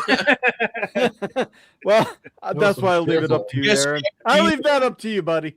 He pulled out this thing, which we'll just call a thing, and the party was over. I tell you what, it put me in the sleep. I know that. My so deep put my ass to sleep. But I tell you what, that is the shit. Like you look back at 2025, horrible losses, you know, for fans of music. You know, we lost so many icons and all this shit. But can we stop for a second and say how Aaron Camaro seems to have been targeted by God this year? Because Hulk, Ozzy, and Ace in the same. It's like, what the fuck? I was telling someone, like, okay. Can we also stop and say I told him to remove those Van Hagar CDs from his collection? So karma comes into play. well, I guess. But I said to somebody, if I was ever to get tattoos of actual people, it would probably be like Hulk Hogan, Ace Frehley, and Ozzy, all three of them on my back, man, or something, And then 2025, it was just like one right after another. It's like, how the hell can this even be? Like, I'm grateful that we got to interview Ace Frehley, but one of my dreams was to always get Hulk Hogan on the show and talk to him about music, not talk to him about wrestling, but because I know he played in bands and, he was a fan of Metallica. I mean, shit, I think he was almost a member one time or something, but, but he was a fan of music too. And I wanted to talk to him about the music he loved. He actually a good bass player. A really good bass player. Well, good thing you didn't have him on here while Ellison was here, because he'd be like, let me tell you something, brother. Risk sucks. It's a horrible fucking album. He'd be right. He'd be right. Yeah. But I mean, that's the thing. Like, as bad as this year was, we had something as positive as Rockin' Pod. Yeah. And what a good time, man. What a good time. And it sucked, for me it was hard. My cohort, my other half, Ralph, wasn't there. Yeah. Most importantly, what the fuck is a Rockin' Pod without Rockin' Ron? That's always sad. But the fact that we still came together, and there was so like few of us that were there that were at the original one. Yeah. But it was awesome that we had new faces and new people and all this shit. And that's Rockin' Pod should always grow and be all that. That was always something I was kind of proud of, was that like the family did get bigger every year. We didn't always have the same people coming back, but it did enough to attract other shows. So I was like, well, it lived beyond just the original hang that we had. Although I will say those first 2 years are pretty magical just because of what. Oh yeah, but I mean, you look back at a rough year and you're like, of course you gravitate towards bad shit, but you overlook the good shit, like Rockin' Pod 2025. Oh, it was a great weekend. And something that I'm really grateful for is like, I get random texts like, Lee McCormick will text me at 2 a.m. talking about some fucking album, and I'm like, go to bed, you Canadian fuck, I watched a video he put out today of him opening a 1983 pack of A-Team bubblegum cards. And I was just like, that's why he's my friend, because he'll open a pack of A-Team bubblegum cards. Love him to death. I get random texts. Toomey shot me a random text the other day. Dave Hudson. All these people send me this stuff, and it's like, that's what's so magical about this shit is the friendships we've created that we keep going. Even when we don't see each other, there'll be that random shit, that just lets you know you got a friend out there, and somebody who cares about you, checking in, seeing how you're doing. We all do that with each other. Yeah. I don't send Aaron too many texts because I'm scared Jamie's gonna fucking yell at me. But who's texting time of night? I know. but like the guy that dresses as Vinnie Vincent in drag. That's all. Yeah. In this coming year, hopefully, Chris, you and Michelle are gonna come here and visit. We have it on our I don't know about Jamie. As long as you don't smack a bitch, I'm all right. But no, we're hoping to go to Seattle this next year to visit Ian and Holly and see some musical landmarks. I got to see Hendrix's grave in person, so that's on my to-do list. And maybe the Cobain house if it's. But I'm guessing Aberdeen's way the fuck out of the way, right? Who knows. I don't leave my fucking How house. local you are, Jesus. Wi-Fi. I don't fucking. I'm waiting for you till I go tour. But like Mooger Fugger, I got to hang out with Mooger Fugger and his wife and everything, and good times, man. There was some great shit that happened earlier in this year, and then everybody died. But no, like one of my proudest moments was the fact that Ian was that Ian. Even though Ralph wasn't there, and Ralph was 100% missed because we wish he could have been there. But like we all got an Airbnb downtown, and like I think I went to bed at 1 a.m. and I think you and the two Daves stayed up to like 3 or 4. But like Ian literally looked like a zombie the next morning, and I couldn't have been more proud. And I'm like, good, I did my job as the host. Yeah. Oh, Like that was rolling in. that was hurt, man. Me and the Daves had so much fun, man. When you woke my ass up that morning, you're like, "Come on, we got to go." On the, You had slept like for 3 hours. Wow. exactly. Oh, but we Yeah, did it. And I remember the Daves were great to hang out with. my first interview was fucking what's the TikTok guy? Oh, Joey Bro. Joey Bro. Yeah.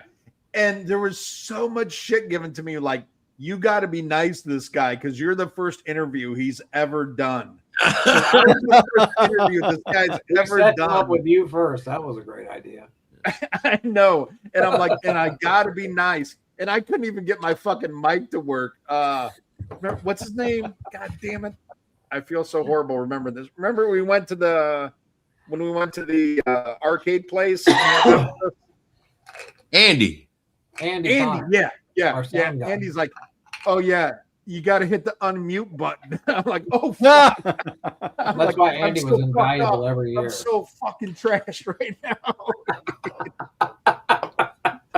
And yeah, you hadn't even slept it off yet by that point. Oh, you're muted.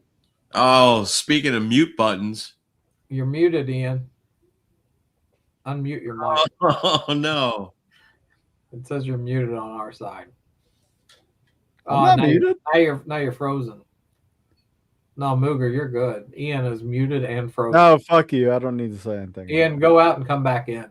We'll pull up with you. Joseph K from Play That Rock and Roll, another friend that we've made in the last couple of years. Yeah, Joe's awesome.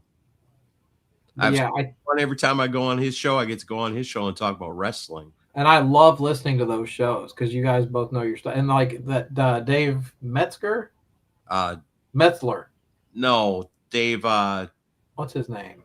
The ring announcer. Yeah, what's his name? Dave something. Not Dave Metzler. Not Dave Meltzer. It's Penzer. Penzer, yeah. Man, that shit's fascinating to me. I don't know. I love the old school wrestling story.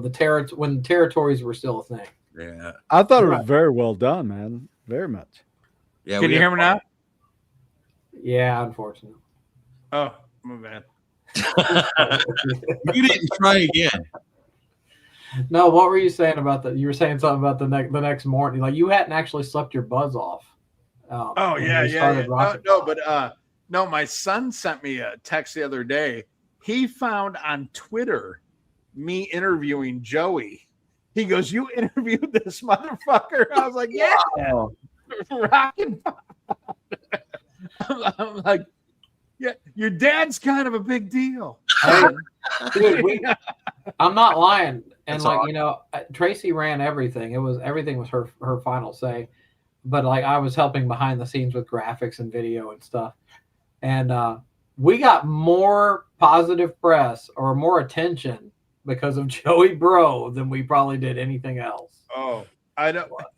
I remember texting you because I've never got so many warnings in my life. Like, be good, be nice. Don't fuck with him. Well, he's also the first got interview he's gonna do. Well, he's virally popular, and when you get virally popular, you also have viral amounts of haters. Oh, he gets a lot of shit. He gets so much hate. It's insane. I started looking, and Aaron and I both talked about it leading up to the event. We're like, motherfuck, this guy gets so much hate. It's crazy.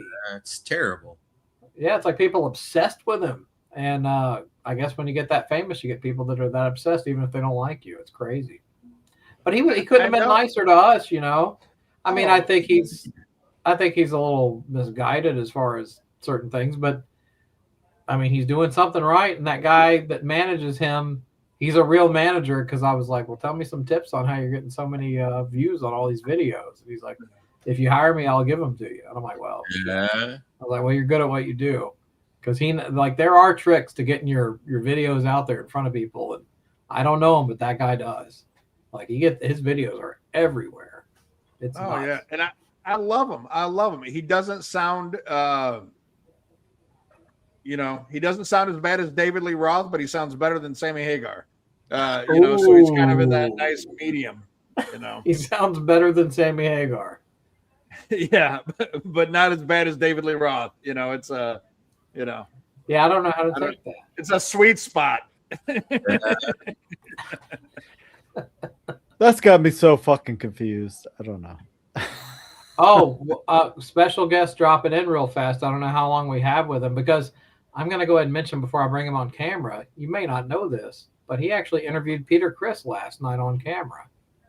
Joe Polo from Podcast Rock City. Hey, Joe. Hi, guys. Say, what's up, everybody? Joe here. What's up, everybody? Joe here from Podcast Rock City. Hi, how are you? Happy New Year. Happy New Year, brother. How you been? Hi, guys. So I've been around. I've been here in the room long enough to tell you guys that I was not able, because I was on vacation, to come to Rockin' Pod. However, I did make sure that I sent money to Sonny Pooney to buy me 2 baseball caps signed by Joey Bro and a coffee mug. And I even he was selling Polaroids. I don't know if you guys saw that. Was he? I didn't see that. Oh, love Joey Bro. There is nobody on the planet that believes his hype more than that dude. Yeah. Oh, yeah, for sure. But hey, maybe this guy. Yeah, maybe. I can't imagine. He's in his 60s, I think, and he looks great. You know, he can use he can hit a frisbee out of the air with a nunchuck. He's got better hair than all of us for sure. Yeah. All right, so let's get to the real meat of things. So Joey Casada posted these photos of Peter Criss and his wife Gigi going to his house for dinner, and then all of a sudden he's doing a Podcast Rock City interview with you and Lee. So give us the scoop, man. So about 5 or 6 months ago, I looked over at my phone and it said no caller ID, so I didn't answer it. And then the next day, I got an email from Peter Criss that said, "My wife's trying to call you." So my phone blocks people I don't know.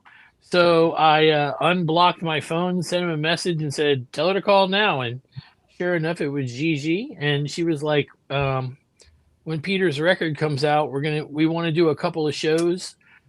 They watch Podcast Rock City and they like the show. They like how positive it is. And basically, I met Peter one other time when I did one of those rapid fire things, that I do. I remember that. And they were like, we want to come on the show. Now, I hadn't told anybody about it because I didn't know if it was really going to happen. I didn't want to look stupid, Right. So, about every month she would call and we would talk for a little while, and she's like, this is all going to happen. But then the Kennedy thing happened, and that, of course, slowed things down. And then the record came out, and we were supposed to do it a week earlier, but he was tired from his birthday and the record, which he's 80, so he's entitled. So they basically said, hey, we're not really sure how to do the whole live thing, or can we just? Joey was like, come to my house, which is amazing when you think about it. Yeah. So Peter and Gigi showed up at his house. They had cannolis and Italian food, and they did shoot an interview with Julian with Kiss FAQ. Awesome. And they did one with us, and Julian and I and Joey, we coordinated, so we did our best not to ask the same questions.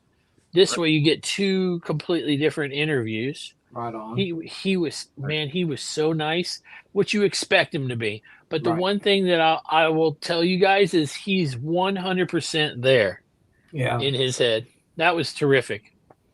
But it was fun. And if you want to watch it, it's $199.99. All my money's tied up in Vinny music right now. I'm sorry. That was the joke. And Yeah, no. So I think it's going to get released tomorrow. So we're excited about it. It's a good interview.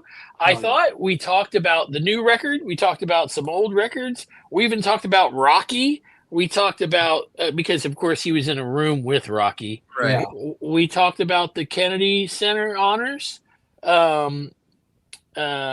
mean, drumming, of course, and Joey had the experience everybody wishes they could have with Peter Criss. Imagine going to your wife and being like, "Hey, honey, I got some news. Was that Peter a lot of Criss is information? coming I'm over." sorry. That's wild. Well, also let's take a moment to congratulate Joe, because Joe is now a married man. He Yeah. Thank finally you. made a smart decision and married the wonderful woman he's been with for all these years. Yeah, Karen, she's amazing. Yeah. All right. really do, Be careful. The I really number one cause appreciate of that. divorce is marriage. She is awesome, and I'm still not used to saying my wife. Yeah. Well, I'll just say, but it's about time. But I remember when we were talking about Vinny and all the fallout with him earlier, about when everything went down with me and him. And I'll never forget, Joe was the first person that called me after Vinny Vincent blasted me on Facebook. And Joe doesn't call me and say, "How are you doing?" or anything. Joe's laughing. "You're famous." That was what he said to me. And I was like, "I don't feel famous. I just feel like I want to beat the fuck out of this guy." Yeah, But, fuck that motherfucker. Yeah, but no, but like that weekend in Atlanta, man, like hanging out with you and Sonny and Kevin Williams and Rock and Ron, of course, and At Karen's house. at Karen's house, that was like, and I think you and Mike Williams came back from the night one Yeah. meet and greet, because we didn't go till day 3 on Sunday. But you guys came back, and Sonny had his Gene Simmons vault book with the CDs, and we were all looking through that. It was like a Kiss nerd's wet dream, like getting to meet up with all your Kiss fan friends and listen to really horrible Gene Simmons demos and talk about Vinnie Vincent. It was amazing. Yeah. I think that Mr. Camaros, do you still have the cookie that Karen gave? I do still have that cookie. I do. It's That's down awesome. on the shelf I downstairs. can't hear him. Is it me? Can you hear me? Can you hear you? Can you guys hear me? I can hear you. I can hear you. Joe, can you Oh, hear us? It's really quiet. I can hear Chris.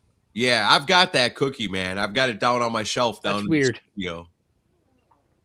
I remember we, although the highlight of that for me was that night for me, as far as listening to the Gene Simmons vault, was getting to hear the Van Halen brothers playing on those demos. Yeah. Oh yeah. That was amazing, and especially the Tunnel of Love demo, because like I think the other ones he's kind of being really restrained and playing like the way Ace probably would play, but on the Tunnel of Love demo, Eddie just becomes Eddie all of a sudden. And I listen, I'm like, man, that's the best part of the song. Is the fucking Yeah, and you're solo. like, well, no. I wonder who's gonna play that on the album. Oh, Shane, why are you not? Oh, he's wait. What are you doing? Let me bring you back on because you went. Well, there he is. Well, slide me out for Say it with me. The Hey, Mooger. for a minute. I'm gonna I grab a- took you out because your video stopped. Oh, well, now I just lost connection Yeah, for a see, I minute. don't hear anybody but you, Chris. That's weird. I don't know. I'm sorry to hear. Well, shit. Joe, Can you hear Shane? Joe, Nope. Joe, you don't hear me? That's really strange. Yeah, well, that's what we get for using the intranet.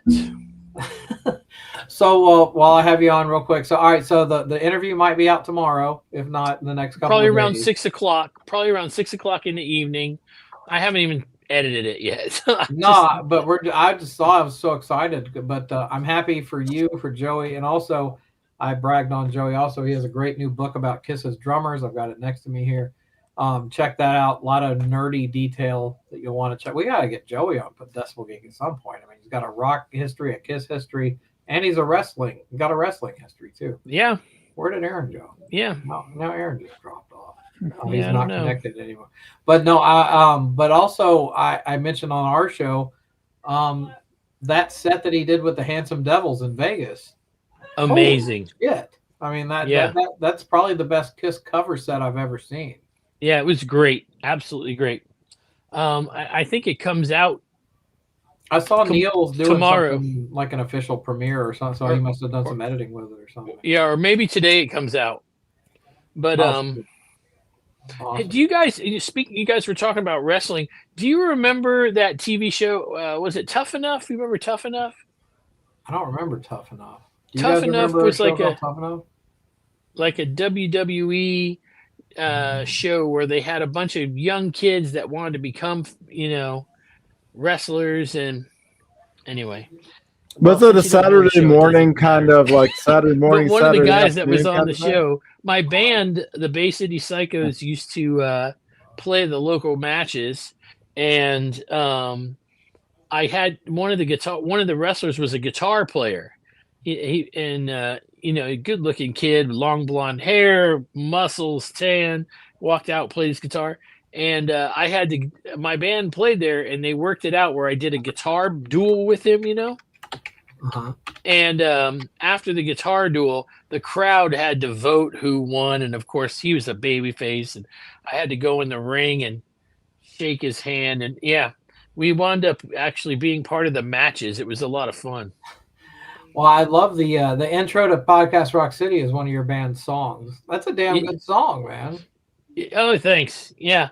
But, So, Shane was asking, was that show a Saturday morning show? The Tough Enough. I think so. Yeah. Yeah. I think they called him like Skid Mark or something like that.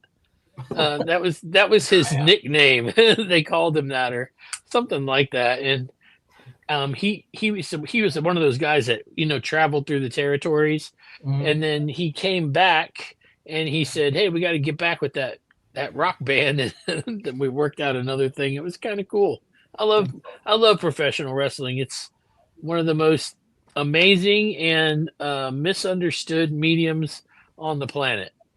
Well, it was just like a lot of good versus evil that you grew up on, and I grew up on it too. As long as it's wrestling pre 1990, 91, I know a lot about it. But like after that, I don't know anything. I have a world heavyweight championship, and it's autographed by every wrestler I could ever get, around. Everybody from Ric Flair, Sting, Jake the Snake Roberts, a few of the newer guys, Bob Backlund. There's an 80s name. Yeah, Booker T. I just met Booker T. Who else was there? It was Booker T. I can't. The strongest man in the world. I can't think of his name right now. Mark Henry. And I'm sorry, my brain is. The guy always says, "Damn." Ron Simmons. Ron Simmons, yeah, met all of them. They were very nice. And but my belt, yeah, it's one of those things. It's like Trish Stratus, Lita, Chris Jericho, like everybody that I could ever loved wrestling. I got them to sign it, including the Wyndham family. I have all of them autographed. Barry Windham, I remember him. Yeah, Barry Windham was my first favorite, but Wyndham Rotundo as well, which is yeah. See, I'm gonna get chewed up because I can't remember his name right now. I've been up all day. I'm exhausted. But yeah, man, I'm excited. 2026 is going to be exciting, hopefully. Are you there?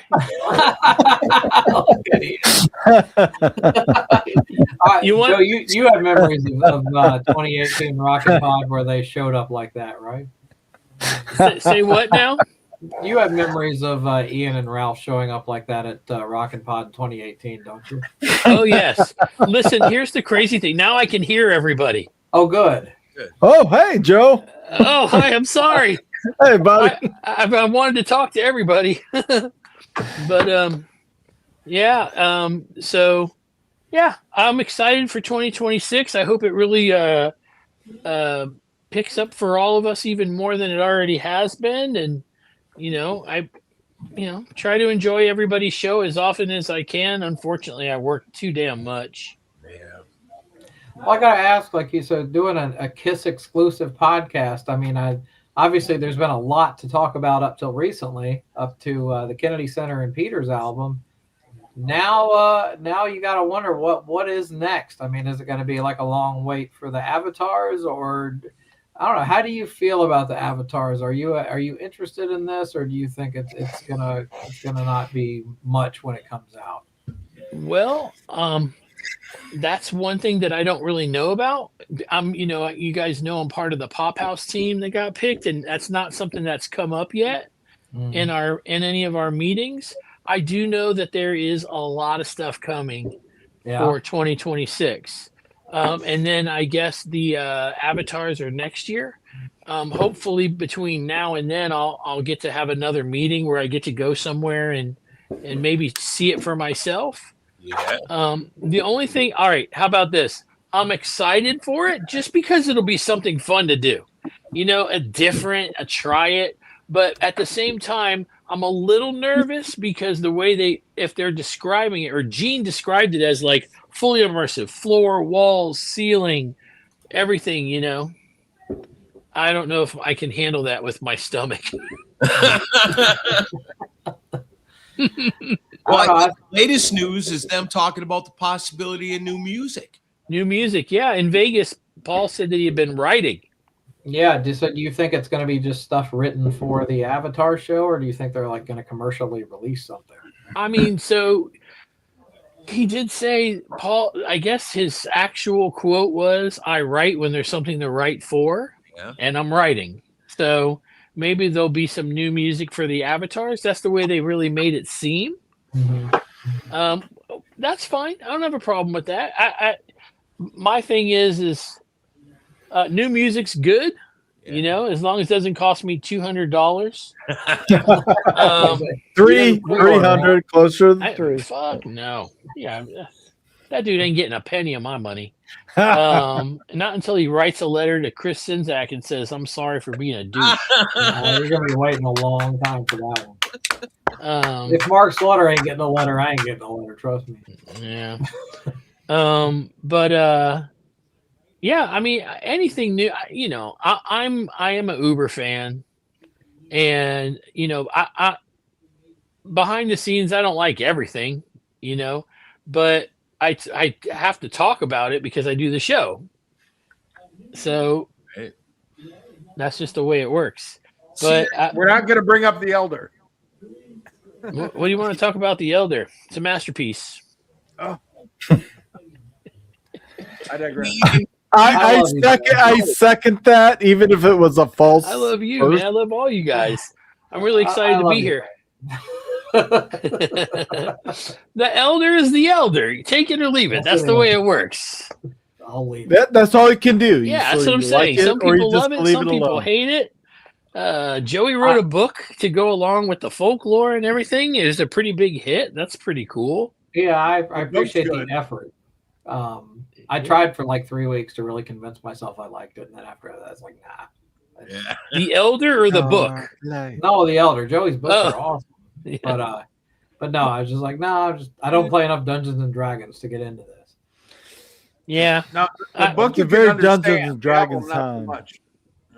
Yeah, they really kind of screwed that up by changing the order of the songs. But I'm going to be honest with you, I'm not even sure I would have been able to follow it then either. I'll tell you what, though, the follow-up was it was going to be a trilogy, and they were going to call the second album War of the Gods. And I'm like, that sounds like a great heavy metal album.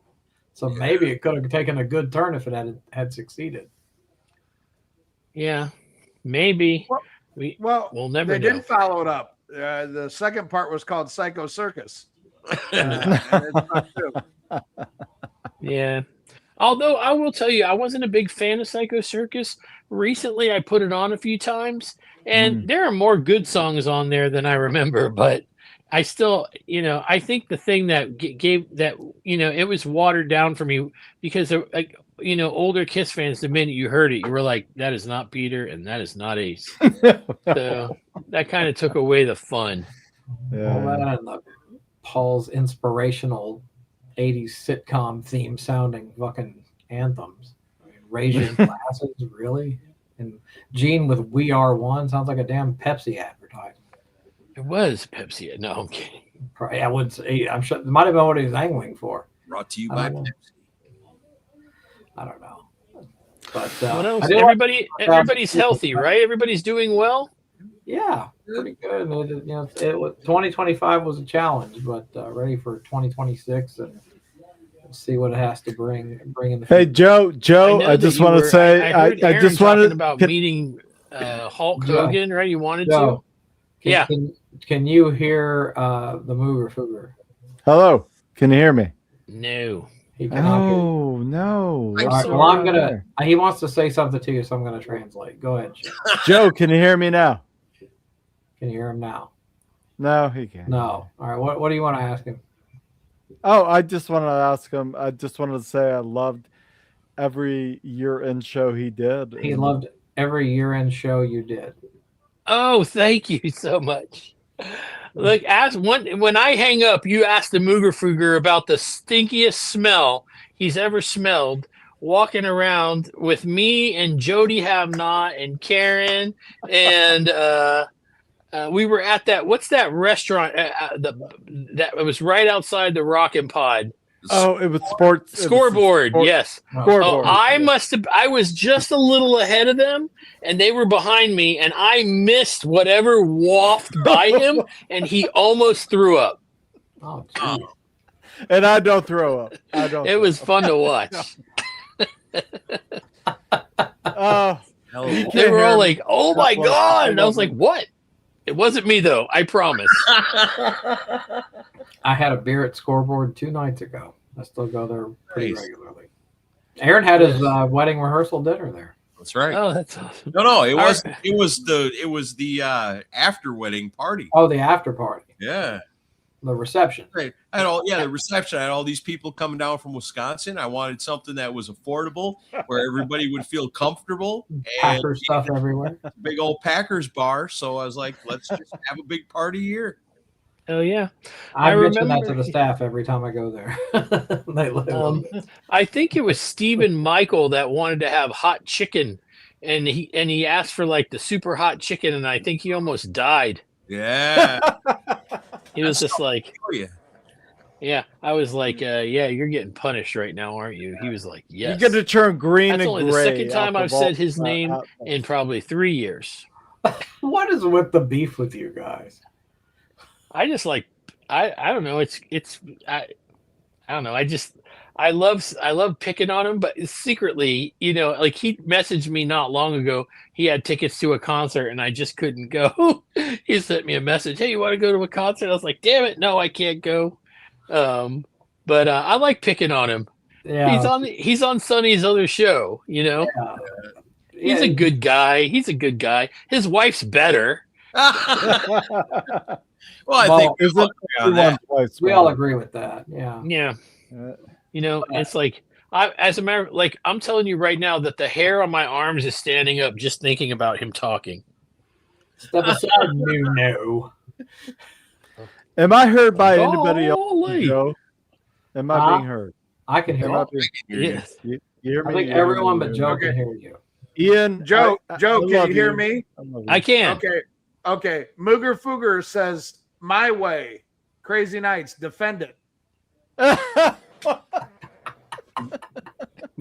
Defend my way? He may or may not have actually asked you that. No. I will defend my way. No. I won't, and I love that album. Yeah, I love that album. I don't need to defend that song. There are other ones on it. It's great for a Stallone movie.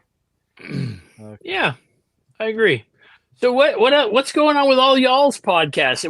What's happening new with y'all? What's the big news? Who can hear me? I can hear you. Aaron can Everybody hear but you. Joe. Everybody but Joe can hear you. Ian doesn't want to hear me, but I could hear Mooger Fooger. I just choose not to. I block that shit out. okay. And I love you too, brother. I do.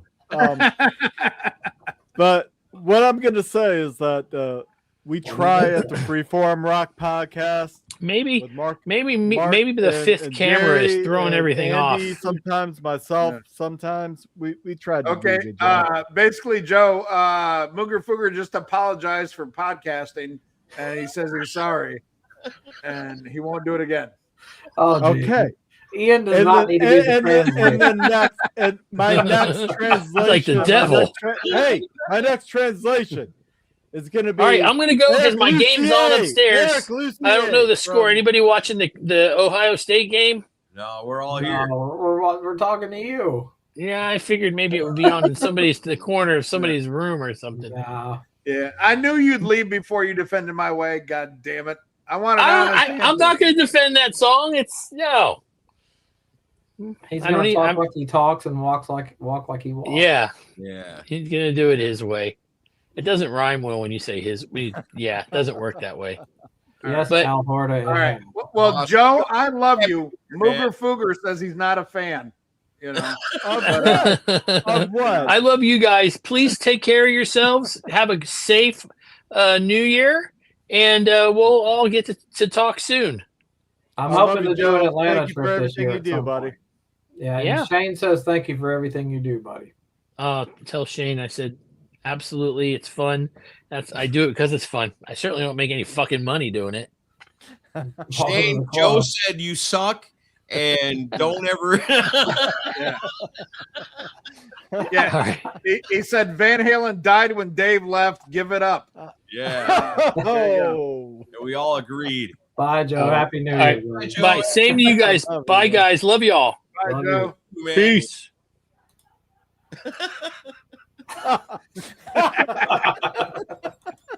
You can show that shit all night long, man. I left there for just a second because I had to go use the bathroom, grab a couple more beers. But on the way through, I stopped by the wife and I was like, "Ian's talking shit about you on the live." Oh stream." no. She said, "What's?" Oh, whoa, no, we're double teaming on this side. My wife said, Jamie just said that Ian said some shit about her. And oh, that is the look right there. That's a fucking look. Yeah. And, So she said next. it's going to go down. That's gonna Yeah. go down. Jamie said next time she sees you, you're dead meat. Oh shit. If you're dead meat from Jamie, that means you're going to get a really big fucking hug and she can say, "You're a son of a bitch." No, Jamie can smack the shit out of me. I know it. Yeah, she'll punch you in the arm. Well,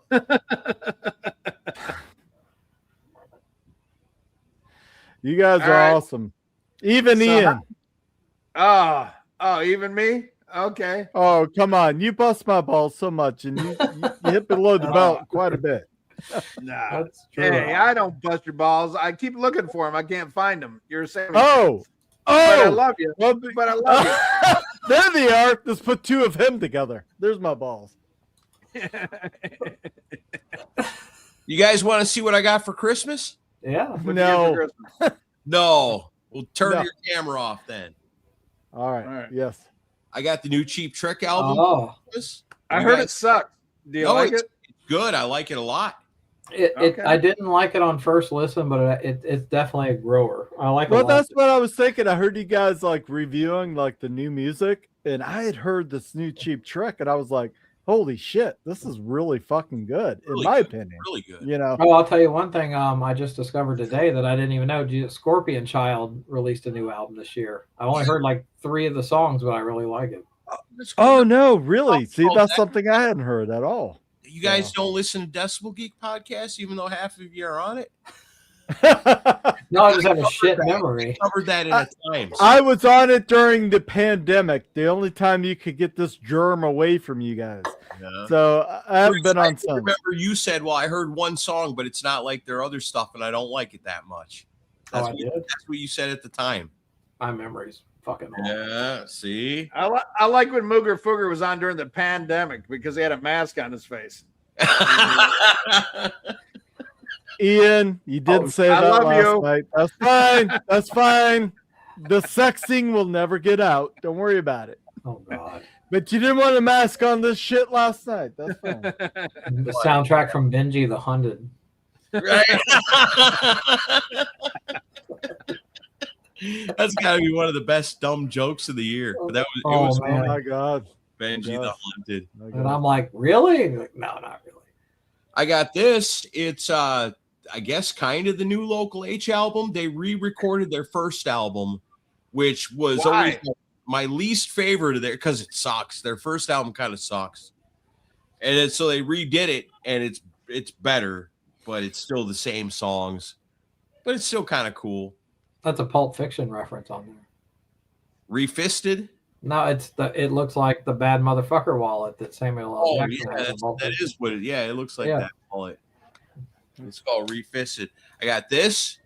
This should be a lesson to people right here. When new music comes out by an artist you like, you better buy that shit because in a year or two, it's going to be pretty hard to find. This one, I got a download of it, and because somebody sent it to me, and I had the download, so I wasn't all hot to go buy the CD when it came out. But this was Ugly Kid Joe's Stairway to Hell from a few years back, and I never bought it. And then it was super hard to find after that. But my wife found me a copy of it. You think it's hard to find? It's even harder to listen to. Hey! Oh! Hey now. And then my I'm your other neighbor. album was this this tribute album here, man. This thing is pretty cool. It's a tribute to Aerosmith, but it's weird. It's got a bunch of really cool players on it. It's got Glenn Hughes and Carmine Appice and Jimmy Baines on here and John Corabi. I mean, there's just a shit ton of great players on this thing, but they're covering kind of like unexpected Aerosmith songs. They got Jack Russell with Carmine and Jeff Pilson and Doug Aldrich doing Eat the Rich. There's like later years songs that they're covering. We got Doug Pinnick on here. He's singing One Way Street. I mean, there's all kinds of cool stuff on here. I got that for Christmas. I haven't even opened it yet, but I'm looking forward to checking that out. And then finally, this is my favorite Christmas present right here. It's a Don Felder. It's a Don Felder album. It's his first solo album. Yeah. Airborne. After leaving the Eagles, this was his first album that he came out with back in like 82, 83, I think. Yeah. And this was top of my Christmas list, and my wife got it. Dude, my favorite member of the Eagles, that album sucks. That album sucks, dude. There's some good songs on it. There's a couple good songs. No, there's not. No, there's it's just like Peter Chris. You're kind of just like looking for something you like, and there's a couple of good songs. Well, that brings up an interesting. Hey, Don Felder. Anything, Don Felder's two best solo songs were on the heavy metal soundtrack. Yeah, that is true. That song is killer. It is. It's better I gotta than almost anything on agree that with that, Ian. I gotta almost agree with. And that was the thing. I That's totally what I would listen to the heavy metal soundtrack. And I'm like, man, this title track is so good, man. Don Felder was the man. He was totally the coolest member of the Eagles. Oh, fuck yeah. I was like, I've never even listened to none of his solo stuff outside of this. I mean, if it's half as good as this, it's got to be awesome. So that was top of my list, was to hear that Don Felder album. So then I didn't go listen to none of it on the internet. I waited to get it because I knew my wife was getting it for me. And it's not as good. Like heavy metal is better than any song on here. But I told you. See, I ain't lying. Hey, Don Felder's my favorite Eagle. I ain't lying. You know what I'm sending to the Pollock up here? I love that Pollock. I'm sending you the 7 CD the new Thin Lizzy box set. Oh, nice. You and Mr. X sending that to me. Yeah, I'm sending that to you tomorrow. Ooh, right. So look in your Dropbox and share it with Camaro over here. I will. What is it? Is it like unreleased songs and stuff? It's right? Yeah, no, it's Fight, and it's kind of a sequel to the box set they did last year that was like Jailbreak, and the album after that, Bad Reputation or Giant Fox. This one is Fighting and Nightlife. Yeah, which are like my two favorite albums. Well, this is a 7 CD box set. I like jazzy shit too. Never liked it. I get why people don't like it though. A 7 CD box set. It's got both those albums in their original mix, and then in a new like 2025 remix. all the bonus tracks, like all the fucking, you know, all this other shit, a live show, all this other shit. I'm gonna send it to you tomorrow. Nice. And then you send it to Camaro. Yeah, but sure. here's the good thing. I've already got this for you, fucking Sinzak, you son of a bitch. When you come and see me, I already bought you a portable fucking hard drive where I've loaded up everything that I have. Oh, wow. geez, man. Oh, 20,607 albums. Wow. Yeah. Wow. Yeah. Is there Most Thra- of is them are Thrash good. or You'll Die probably on- hate them. Thrash or Die on there? Yeah, but don't judge it by that. You know, there's some good shit on there too.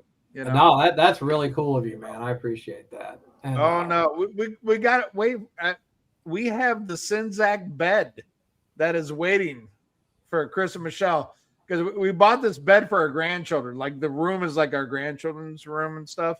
I'm like, the Sinzaks are coming. We need a bigger bed, you know. So we got a bigger bed, you know.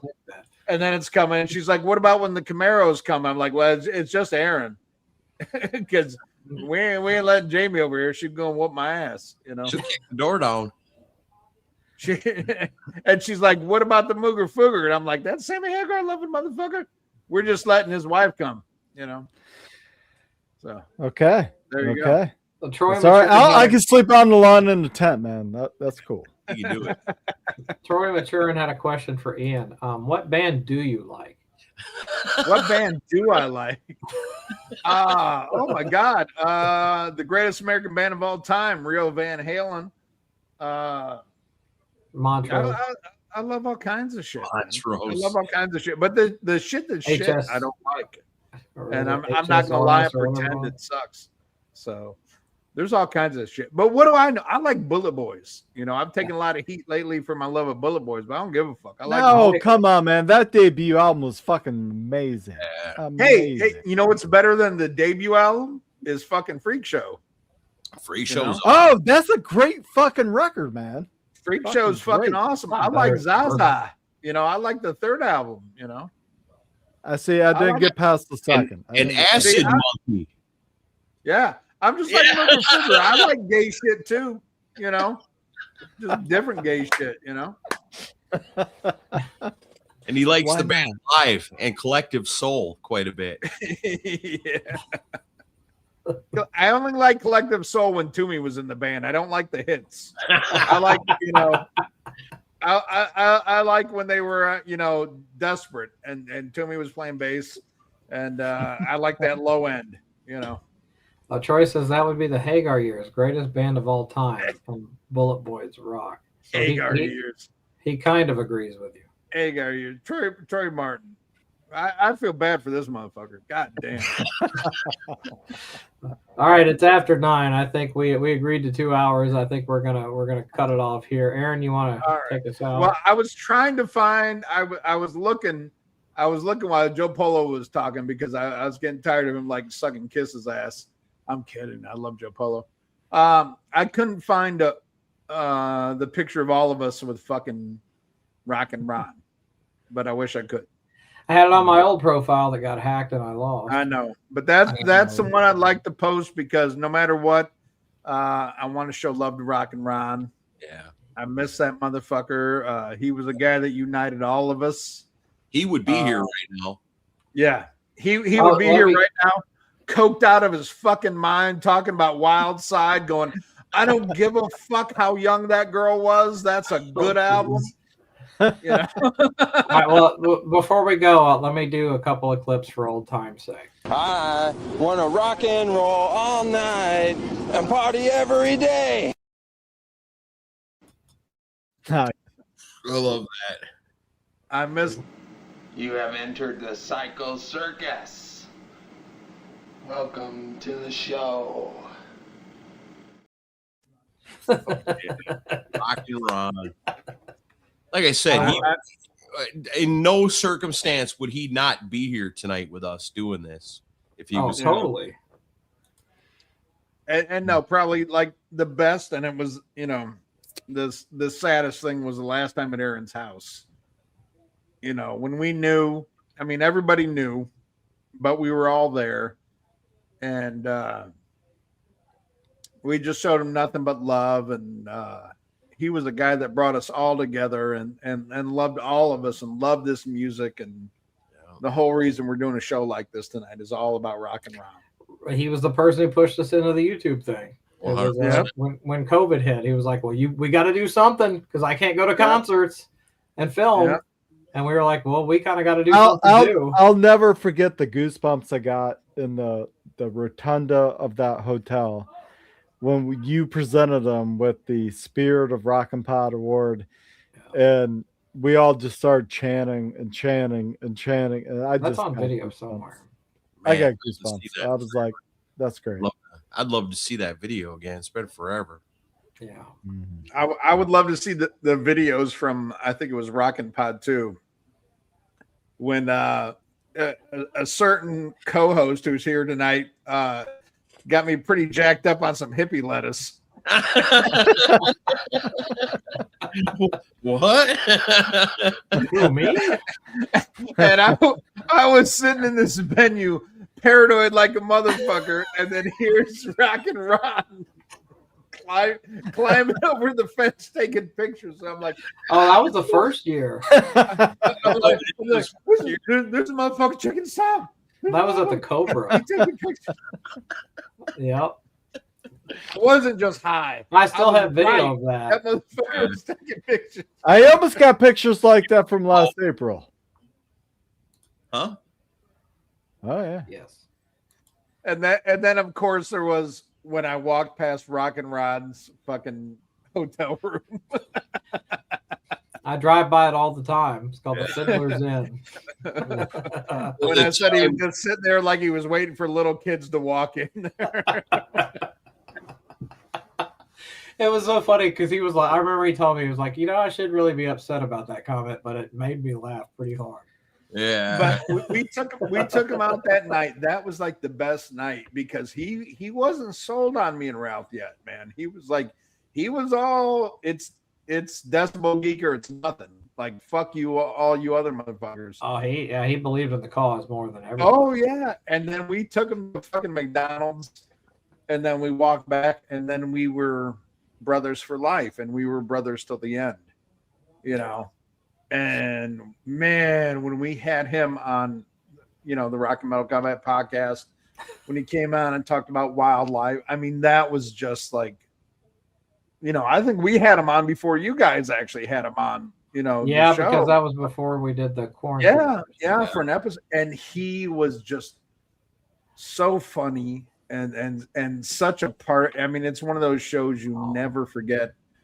But every time you would see this guy, the room would light up, and you would just smile and you were like, you knew you're around somebody who was one of you, he was mad at you. Yeah. No, we were all part of a group and it was just, it was something else. And I miss him. I miss him all the time. I do too. And, I think about him and I'm grateful. I'm grateful for the time. I'm grateful for all the rockin' pods that I got to go to and hang out with this guy. Yeah, I've talked to Aaron and some other people recently about like Rockin' Pod. Like it was, it was hard for me all those years because I'm like the guy with under the gun deadlines and money and all that. And I never made good money off Rockin' Pod. It was usually a loss. But financially, that's one thing. But like the friendships and the memories and the great, moments I had in my life that were landmark moments, I mean, I wouldn't trade that for the world, Yeah. And that's the same with all three of you. You guys are all friends that I'm going to have till the grave, and that means everything to me. The show's great. The listeners are great, but the experiences that we have when we get together, all three of you, even Mooger Fooger, Sammy Hagar, loving ass, I love you, Ian. I love you. I love this guy, and every time I see him, it's nothing but big hugs. It's big hugs, and it's love, and it's laughs, and it's enjoying the music that brings us all together and stuff. And you It's can bust fantastic. balls and still be friends and hug. And you can bust balls. That's fine. That's okay. Yeah. And hey, If you can't take it, get off the fucking playground, man. I don't Yeah. know. yeah, and you can lick balls, you Hagar loving motherfucker. But you know, no, I mean, seriously, I mean, you guys are all friends that I will have to the end of the days, and that means a lot, and that's the positive side that's come from Stop it. from this show, man. I appreciate it. I appreciate y'all, man. Happy New Year. You know, Merry Christmas, Happy Kwanzaa. You know, Well, thank you for thinking of me this time. Yeah. I don't know what Sinzak on that. what did Pollock celebrate? Like you hit the light switch and the light comes on? I don't know. We celebrate Kwanzaa. That's what we're supposed to celebrate, right? Don't you know anything about Polish history? No, we don't either. Chris says Trust Happy me. New Year's, even Ian. Yeah. Guys, I'm going to sign off, man. All right. I think we all are. So, you know, Hey. as we wrap this up, you know, I just want to thank everybody. You know, this has been about friends getting together tonight, and with everybody that tuned into this, you're all included in that. You know, this is a awesome thing that we've got together that started all the many years ago, back when, you know, nobody even knew what podcasting really even was. You know, and then little by little it grows and grows, and we make friends and new people start up shows, and it's just been an amazing journey. And here we are, 2025 coming to an end. It's been a whole nother year and coming into a next one, and none of us are slowing down. You know, Mooger Fooger's doing his thing, Ian Wadley's doing his thing. Of course, Chris and I are going to keep doing our thing, and that's a whole lot of fun rock and roll entertainment out there for you. So, you know, we look forward to bringing you guys more awesome content this next year, more awesome fun shows and conversations, and hopefully we all, you know, can intertwine and get on each other's shows doing stuff. I know I got something coming up with Freeform Rock Podcast we recorded not too long ago. And yeah, thank you. I survived. It actually, I think, turned out pretty good. It was actually a lot of fun. So look forward to that. And yeah, everybody rock and roll into the new year. I mean, we lost Ozzy and Ace Frehley last year, so I mean, it can't be no worse. Fingers crossed, Sammy in 26. Oh, come on. I'm not saying that. I'm not saying Hey. Wish death on your own show. Okay? Jeez, man. I am not dealing with the karma. I'm going to jump in here and say real quick, Ian, I love you. I love you. I love Ralph. I love Tim. I love Chris. I love Aaron. I love Mark. I love Jerry. I love so many people I can't name. And this guy, that guy is going to crock me up and haunt my dreams. He alone loves you. Oh, my God. Right. Actually, he's a plumber. Yeah. Oh, my God, guys. You guys, thank you for making me laugh and busting my balls and being a good show. And all of us being able to connect. I love you guys. Oh, man. All right. I hear what everybody's saying. More Decibel Geek live streams in 2026. That'll be our resolution to you. Yes.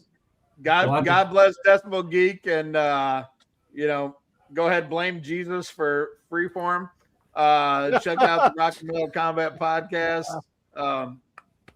Again, man, you guys are my family. I love you guys, man.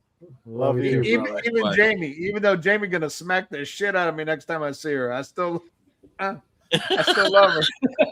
That's from her. I know. She's scaring me, man.